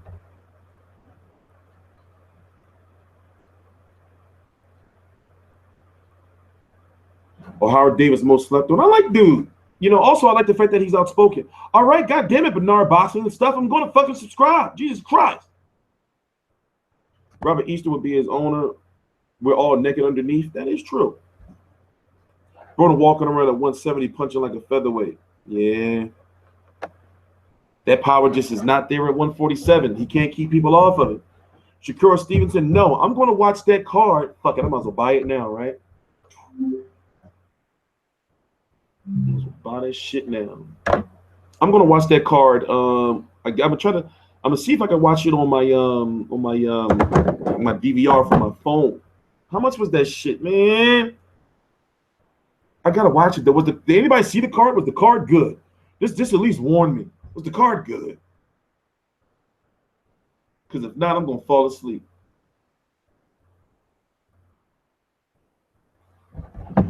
So anybody see the Valdez, Gilberto Ramirez, card? The one that Top Rank put on pay-per-view.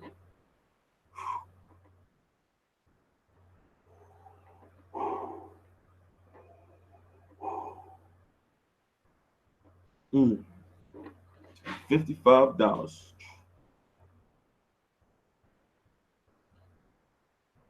Shit was trash. Like, yo, see, you gotta understand, right? People think that what I do is easy, yo. But yo, you know how many fucked up cards and fights I be having to sit through? And remember, when you do what I do, you have to watch all fights.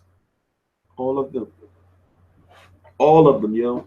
And sometimes you be dreading it because you be like, man, I be wanting this card to be good, but cards don't be good. So basically, put it this way. If there's ever a card on ESPN, I'm always watching it. Ever a card on Fox Sports, always watching it. Ever a card on Boxio, always watching it. Unimas, always watching it. Univision always it's got to be playing. So I have to watch some, and that's why I say I don't get to watch no movies. I don't get to watch no TV. It's just everything is just boxing because you got to know about all that shit. You got to know about all that shit. I'm tired of it, man. I'm tired of it. Yeah, that Rosado card was fucked up, 119, 109. But it's like, why was he so pissed? It was a Martin Murray fault. It was a Martin Murray fault that fucking nut-ass judge tried to rob you?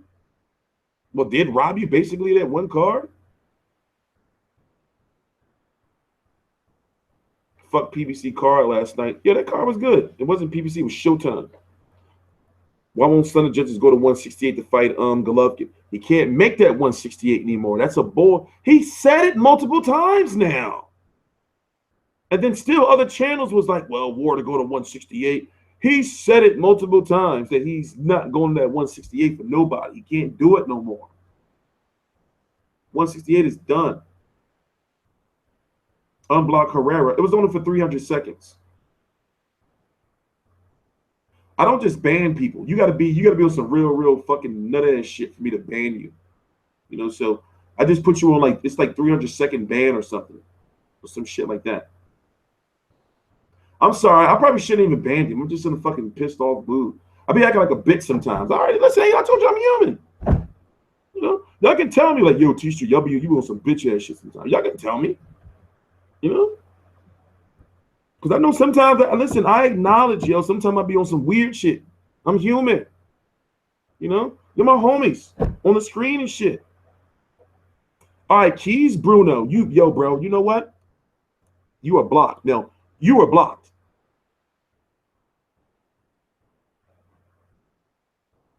Not banned, bro. You're blocked forever.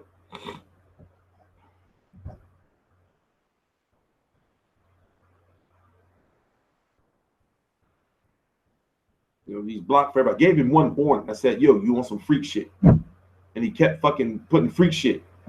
I do need moderators. Well, see, here's what I'm doing. I got a new program. It's called Wirecast. $500 for this program.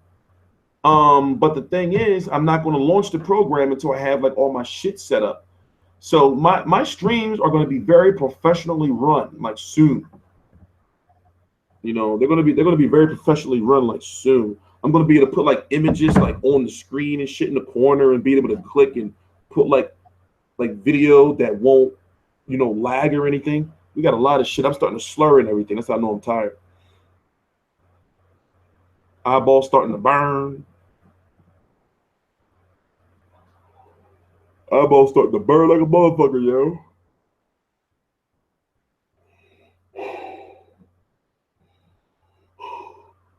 No, modding is just, you know what it is? You know what you do when you're a mod? All you do is, if you see people saying dumbass shit, you put them in their place and you warn them and shit, and you have the power to fucking blow people's heads off. As far as, not literally, but figuratively, or, you know, as far as, you know, like banning them and shit, you know, you get that power. You know, you can be like, yo, you want some dumbass shit now, shut the fuck up. You know, or I'm gonna ban your bitch ass. You know, I love putting people in timeout just for like random ass shit. Just put you in time. My motherfuckers be pissed. But yeah, I don't be liking to do that shit, man. Because that's too much pointing and clicking. You got too much shit on my plate. Did you catch any of the UFC? Yo, I haven't watched anything, man. I was in a fight last night. It's at the equivalent. I was doing a shift. I'm not going to sleep. I can't go to sleep. I got to go see my daughter in 2.5 hours. I'm not going to sleep. It's not happening. So I'm going to hang out here for another half an hour. Then I'm going to go make me and my pop some breakfast. You know, maybe play a couple of rounds of Battlefield. And oh shit, I got edits. I got videos I got to edit. I got lots of videos I got to fucking edit. You know, remember I was in a fight last night, you know? It's so much content I have to upload, like lots of shit. You know, so I'm going to be spreading that shit out throughout the week. And then we covered a fight yesterday over in the UK. You know, so I got a lot of shit on my plate. That's why, you know, like I be trying to explain to like family and friends and shit. People think that when you work from home, you don't be having shit to do. For some reason, people think you just don't be having shit to do, you know. I be working my ass off. So much shit has to be done all day, every day. Yeah. Oh yeah, this whole week is Joshua Klitschko week. I'm gonna be hyping the shit out that fight this week. Starting on Tuesday, I'm gonna be hyping the shit out of this fight. There we go. Starting on Tuesday. Farmer versus Davis. Hard to talk about that. Nobody can sleep. No, the train ride was 1 hour and 20 minutes long. I fell asleep for like a half an hour. That's probably why I'm still up now, because that little power nap might help me out. The little power nap on the train helped me out. I was trying to edit videos. I was sitting there in my chair, you know, trying to fucking edit videos, and I just like nodded off. Nodded off like a motherfucker. So I already know, like honestly, I already know my body's gonna crash, because realistically, over the last, like, I would say 3 days, I probably had, now remember, in 3 days, I'm talking about like, you know, what is that, 72 hours, I probably had like 8 hours of sleep. You know, maybe about 8 hours of sleep, you know. So I already know if I see my daughter, my body gonna crash. You feel me? You know, so that's why I'm probably not gonna be very productive until like maybe like 2, 3 o'clock in the morning or some shit tomorrow, meaning. You know. So after this video, I'll probably put like 2 more videos out, and then you'll start seeing me pumping out shit, you know, throughout the next like couple of days. And then Tuesday is when I'm going to be back. No, actually Monday I'm going to do my Joshua Klitschko fight week video, and then Tuesday is when I'm going to start pumping out a whole bunch of shit.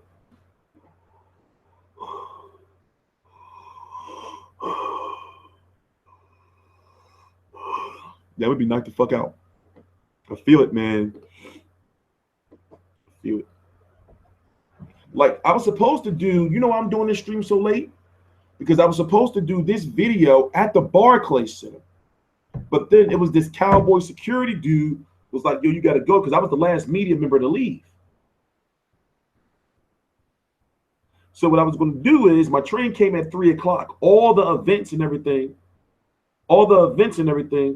was over at like 1:05. I remember looking at my clock, I was like, damn, I got a whole bunch of time. You know, so I was saying like, my train don't leave till 3. All I had to do was get to Penn Station, you know, underscore man. I was going to be going from Barclays to Madison Square Garden, which was 30 minutes. You know, so I was like, I'm going to do an hour-long live stream from here, from Barclays Center. But then the fucking dude was like, yo, you got to bounce. So what I did was, I just went outside in fucking Brooklyn and started walking around and doing a live fucking video on my fucking Facebook feed. Just talking, trying to fucking like stay awoke and shit. or a week. Shut up, Adonis Stevenson. I'm sick of you. Oh, we talked to Marcus Brown yesterday. You know, he wants you, Adonis Stevenson. He thinks you're a piece of crap.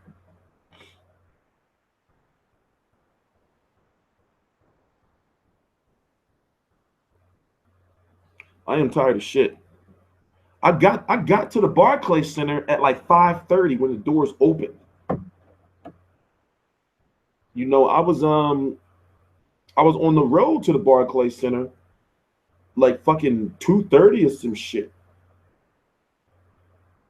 You know, so it was a long ass day. Like, you know, remember the Showtime card didn't come on until like 9:30, 10 o'clock. I was there at the arena 5 hours early.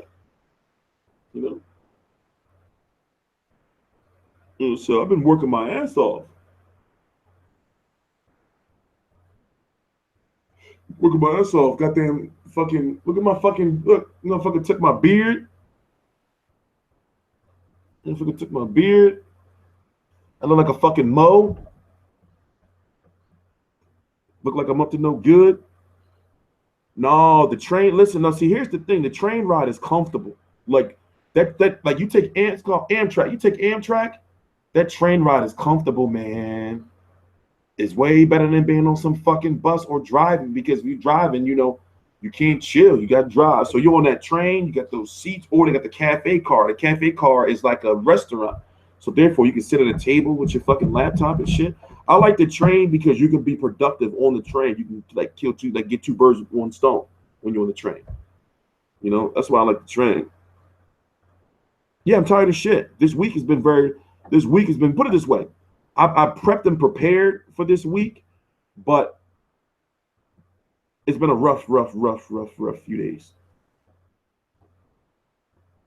Depends. See, what you want to do is you want to put it this way. You want to book your train trip at least 2 weeks early, because if you can get 2 weeks early, you can get it for either $39 from Philly to it's $39 one way, but really the base pay is $56. Now, if you wait until like that week, those tickets going to jump up to $71, $91, $171. So basically, my trip today was like $115, you know, and then factor in the Uber, basically everything to get to New York and back, you know, and Uber to get to New York and back, you know, it was like $180 or some shit like that, you know. But here's the thing: when you put it this way, if I was to leave my house right now, I can be in New York in an hour and 45 minutes.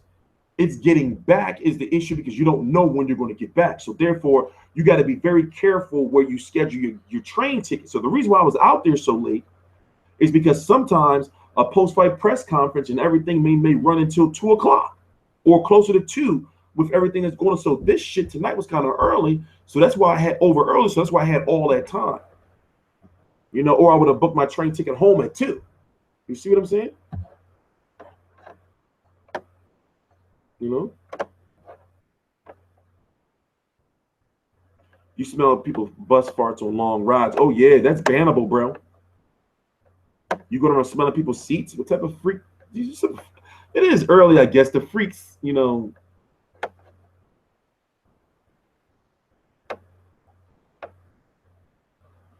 Yeah, I got some good shit coming. I got good shit coming.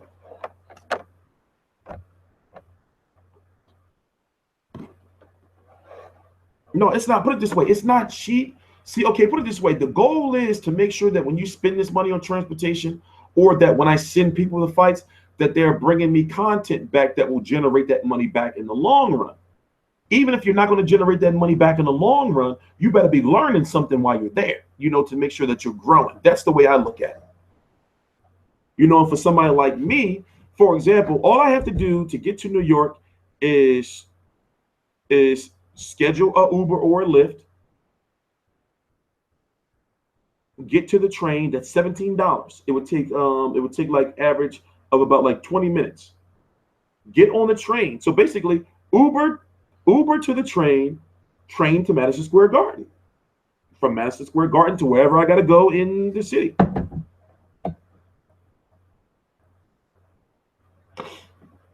You know, so it's not like, you know, it's so easy. It's so easy for me to get to New York now, especially where, you know, where I moved at. Amtrak also usually doubles the time of the trip versus driving. I don't know in this case though. No, no, no, no, no, no. Driving to New York from Philadelphia, driving to New York is going to take you at least 2 hours and 15 minutes. Train to New York, no more than an hour and a half, and that's with delays. So you're saving a half an hour, but remember, you're also on that comfortable drive, and you're not having to worry about parking and tolls. So that factors in. You know, like you get on that Amtrak, you know, from Philly to New York, you know, big ass space seats. You got a little desk right there you can put down. You got your shit, you can plug in your shit. And usually it's you're never sitting next to nobody. So you got their desk, put some shit right. You can put your food right here, have your shit right here. You working, have your shit all charging up, you know, and before you know it, you there. You there. You know, so that's why I like to train. Is because you can be productive and get things out, you know, faster when you're on the train. You know, so all the stuff I've been doing this month, going to these events, have all been learning experiences. So now I don't have to go to another event until probably the Miguel Cotto press conference. We don't know what that's going to be. But I'm definitely going to be at Crawford versus Diaz. You know, so, and that's not until what, May the 20th or some shit. So that's the next fight event I'm going to be at. Yeah, I don't know. Berto's getting that money, yo. Berto getting that squilla. That paper. I do kind of feel bad for him though. Because he got beat the fuck up.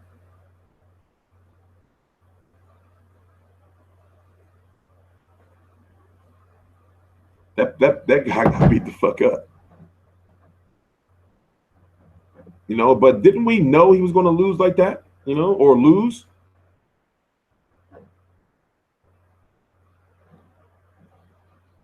Well, see, here's where I've been messing up. I've been doing Amtrak like twice, 3 times a month.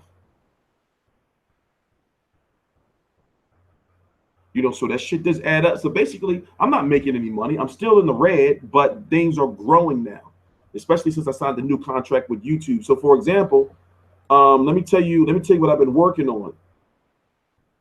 You know, we've been fighting clickbait. We've been fighting clickbait. So if you type in, and this is what the new people I signed on YouTube with.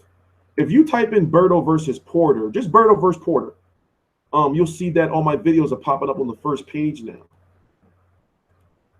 You know, we've been working. We fighting that full fight shit. We fight it the smart way though. Well, we motherfucking working.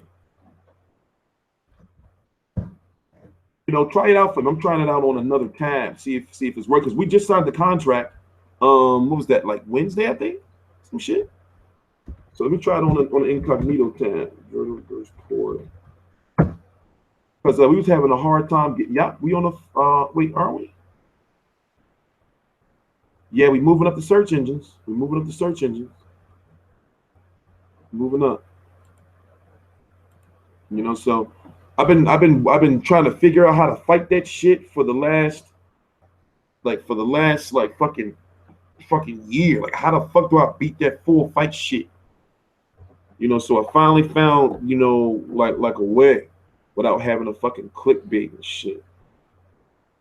Sean still in the Ubers. Ain't nothing wrong with Uber.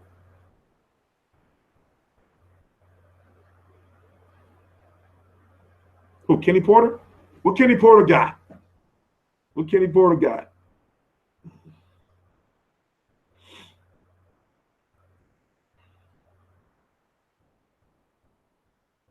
What is he driving? I mean, I guess I should just look it up. Kenny Porter car, right? I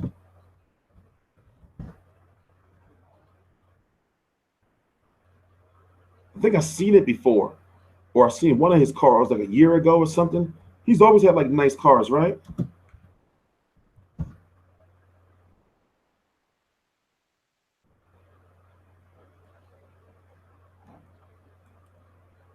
Kenny Porter pulls up. Oh, got that all black. That's not really. I see. Okay, he got an all black Charger. That's all souped up, but that's not really like, you know, like a fucking Bentley or no shit like that, or a Maybach. Some shit.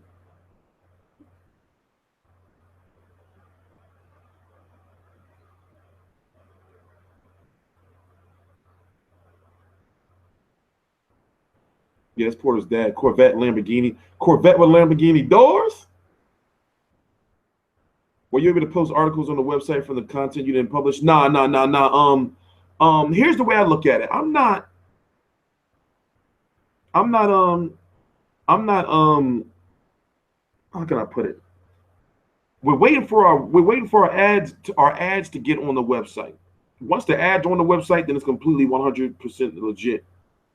You know, so I got stuff that, yes, I have to put on the website, like sometime in the next, I have to do that shit because I can't just not have the Porter Berto stuff on the website, right? But basically, once the ads are there, then we're not doing it all for free, you know. So therefore, you know, we have like the more active the website, the better ads you get and the better sponsors. So basically, another thing I was practicing last night is I have to not only edit and upload videos, but also put updates and everything on the website as well. That's why I said it's very good now that I'm able to get like multiple credentials to fights now, because it's like this. We're not like it's not, put it this way, it's not really a special privilege. Okay, how can I put it? It's a special privilege to get more than one credential, but at the same time, like if you're there, like, listen, I need 2 credentials so we can cover more ground, you know, then they're like, all right. And plus, you know, now the people who are in charge of credentials, they know me now, and they know like what I'm about. You saw I was stalking Errol Spence. Did you get to him? I got to find out who you are. You're on my Facebook, aren't you? I got to find out who you are. You're on my Facebook. I already got your phone number, but you won't pick up the phone. Motherfuckers think they slick. It's on YouTube somewhere and live in the same house. This is pop though. You can't, you know. Yeah, Lamborghini doors on non-Lamborghinis is whack. I never understood why motherfuckers did that weird shit. You'll see, I've seen somebody put Lamborghini doors on like a Mustang before. You know? That should be whack. Oh no, I did call. Why do you keep thinking I'm a joke, dude? I'm gonna find out who you are, because you want some weirdo shit. I haven't blocked you yet. I don't listen. Don't get blocked. Don't ask me no questions. If you ask me a question, you're going to get blocked. I swear to you. Yeah. Oh yeah. Of course. Those Mexicanos, you know, especially those Puerto Ricans, they always put Lamborghini doors on some fucking Hondas and shit, on some Hyundais and Acuras. Yeah, I did call, nigga. Yes, I did. You know what? You're on timeout. Time out. Get your ass in the corner and face the wall and stand there.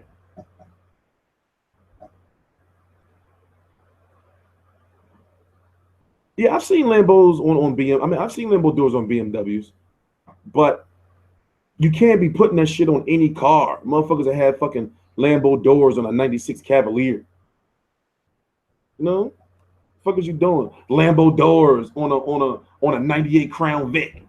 Lambo doors on a Crown Vic with the little fucking police light on the side and shit. I mean, the Serrano is nice. I couldn't interview it though. Should do medicals and shit. I'm tired of shit, man. We're gonna hang out though. We're gonna chill for we're gonna chill for a little while longer. What we're gonna talk about? Oh, I'm so tired. On the real, why should Porter retire? You mean Berto? I think Berto should retire because put it this way. Like I said, there's still big fights out there for Berto. But, yo, he keeps taking beatings, and his marketability is dropping. He can't keep playing that A-side shit. So, therefore, if Al Haymon say, listen, I got a big fight for you, but it's for $750,000 or $500,000, you got to take it.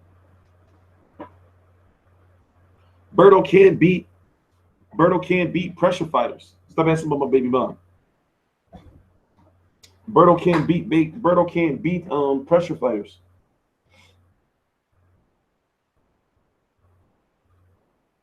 I'm telling you, Shawn Porter look a little special. You can see it in his face, and I mean special means slow. No, I just think he's just like a genuinely nice, you know, like interacting with him. Like he's a genuinely nice guy, but like, you know how some people you just be like, yo, like, you know, they happy, but it's like, yo, you're a little too happy, bro. You know, like one of them type situations.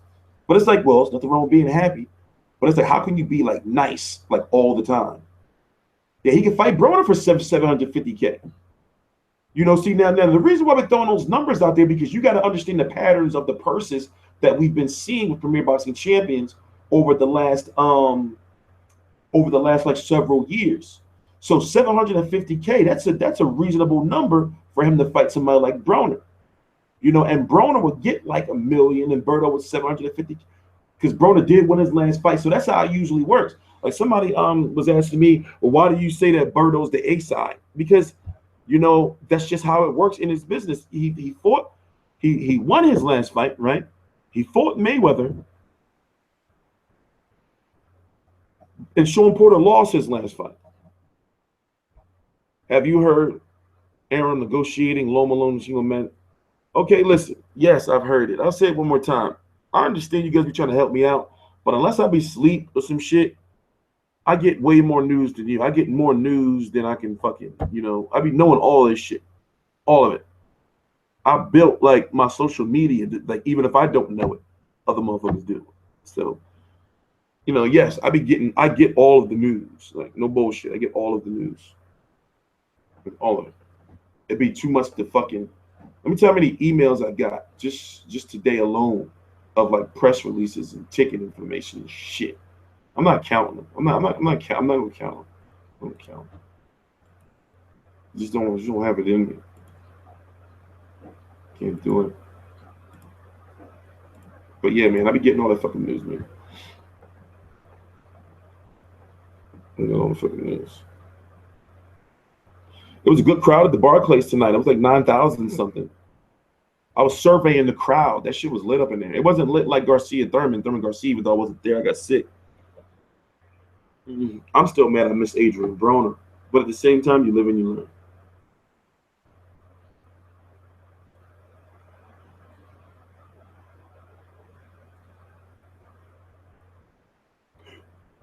Loma Russell rematch. I would love to see it, but, you know, I don't think it would happen. Russell says he wants it, but does he really?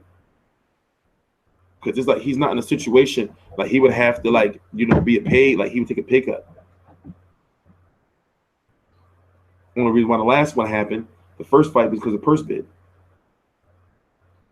I would love to see Broner versus Berto. That makes some sense. Just like, you know, if they want to do like a Berto versus a Guerrero co-feature type shit.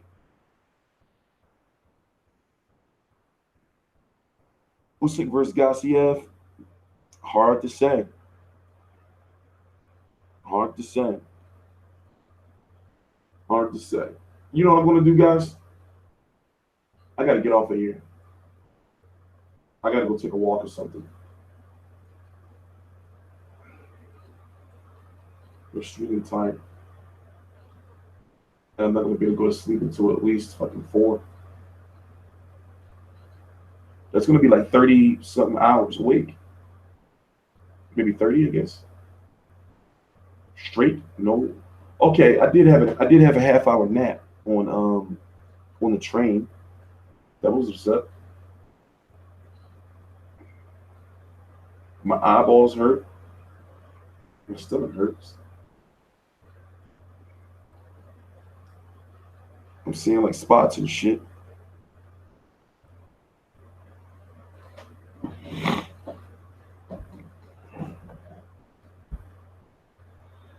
I'm trying trying to end this stream at an even time. So we're gonna wait for 10 minutes. We're gonna wait for 10 minutes. And then I'm gonna start blasting some fucking music. You know, hype myself up. I'm gonna hype myself up. I'm gonna take some glass and break it. When you sleep, how long will I get? I'm gonna probably wake up like 7. I'm not gonna be going to sleep till 4, so I'm gonna probably wake up like 9 or some shit. So I'm gonna make sure I grab some dinner, so I don't have to. I can't cook tonight. I'm gonna grab some takeout. You know what I'm gonna start doing? I'm gonna start accepting donations for food. Like if people want to like order pizza, I wish there was a way that people could say like they can donate shit. So if I'm doing a stream, like all of a sudden the doorbell ring and they be like ring, and they be like, yeah, 20-piece hot wings. I'm like, oh, well, I don't want people's money, but like they give me food and shit, you know, like shit like that. Yeah, I don't like getting popped by no grease. I don't like getting popped by. I got popped by grease last week.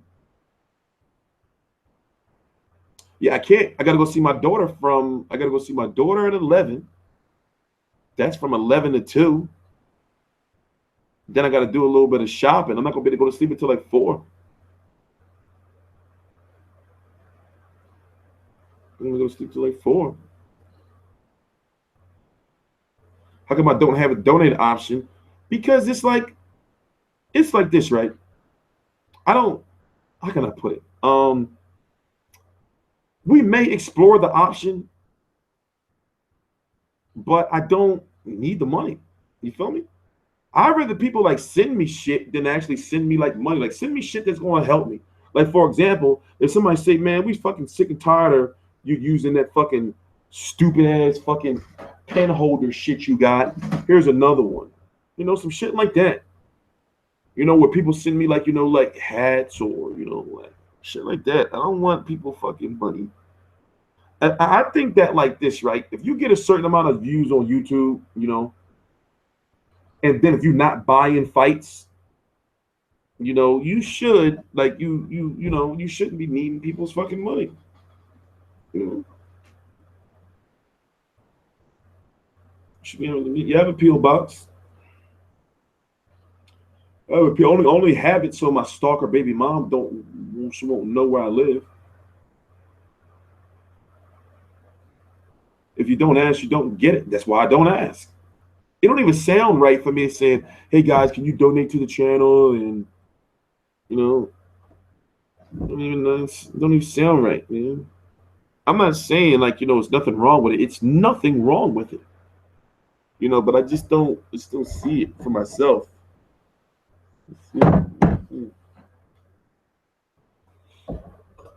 Yeah, I'm getting a GoPro camera. I'm gonna GoPro.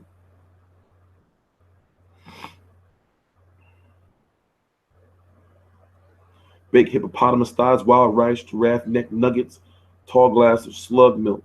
I don't know what that is, man. It sounds delicious. Let's set the slug milk.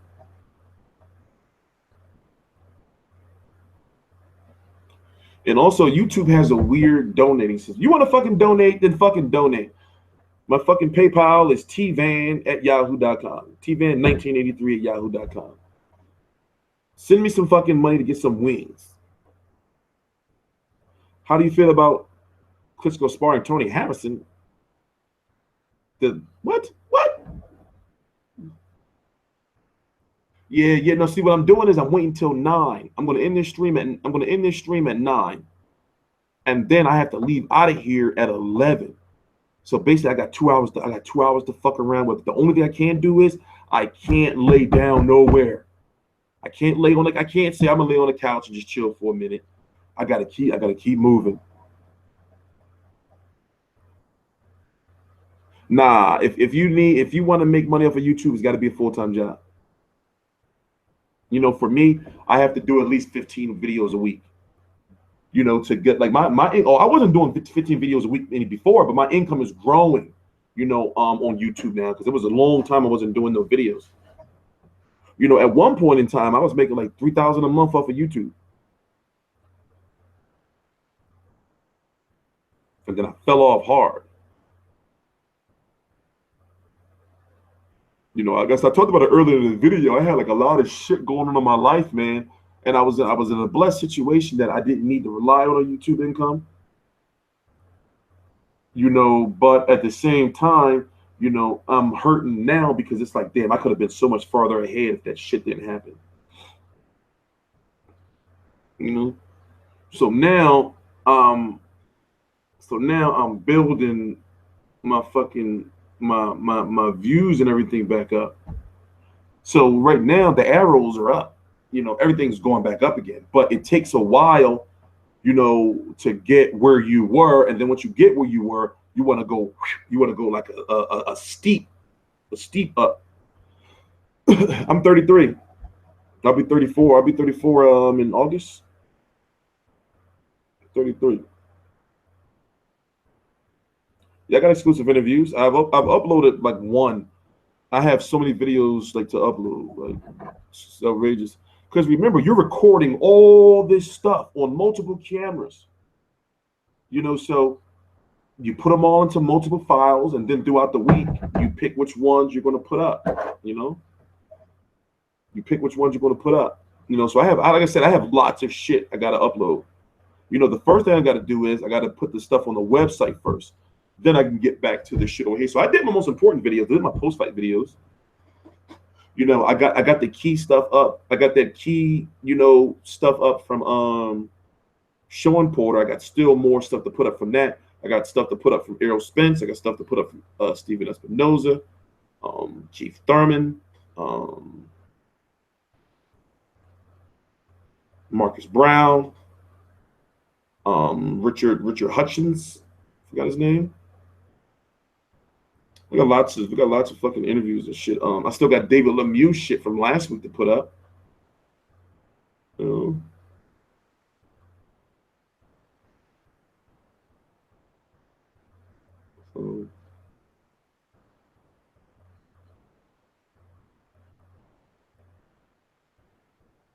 know, so I got lots of stuff. But like I said, it's hard, like, you know, like when you're doing all that shit by yourself. You feel me? You know, so like I said, next time it's going to be two of us there. Like I'm having somebody else go with me, so I could cover more ground. And cover more ground. I got to go. There might be a press conference for Cotto versus Kamagai soon. I gotta go to that. And I'm looking forward to going to I'm looking forward to going to Crawford versus Diaz. I'm really looking forward to that. As crazy as it may sound, I've never been to an HBO fight. I've never been to an HBO fight. So sometimes the expiration date on content. No. There's no expiration date on certain content. The reason why the Lemieux content is still relevant is because he's given a prediction on Canelo versus Chavez. That's not going to be relevant. That's not going to be relevant until after Canelo versus Chavez. I can put that up the day before. You know? So yes, come on, man. Come on, Vauxhall. Really, I do this for a living, bro. I know that shit does have a shelf life. Trust me, I've experienced those things before, you know, in the past where I didn't put videos up in time, or the time had passed and I just didn't put the video up at all because it didn't mean anything. You know, so trust me, bro. I know, come on, I know that. Yes. That's why, you know, I got the videos up that had a shelf life last night. The couple. All the other ones wasn't really like, you know, like they're talking about like other shit that's going on in the future. You know? So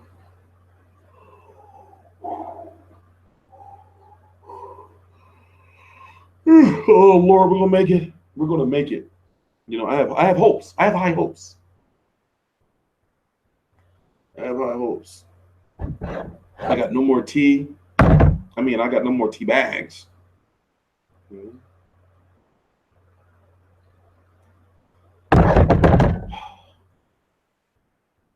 don't deserve this.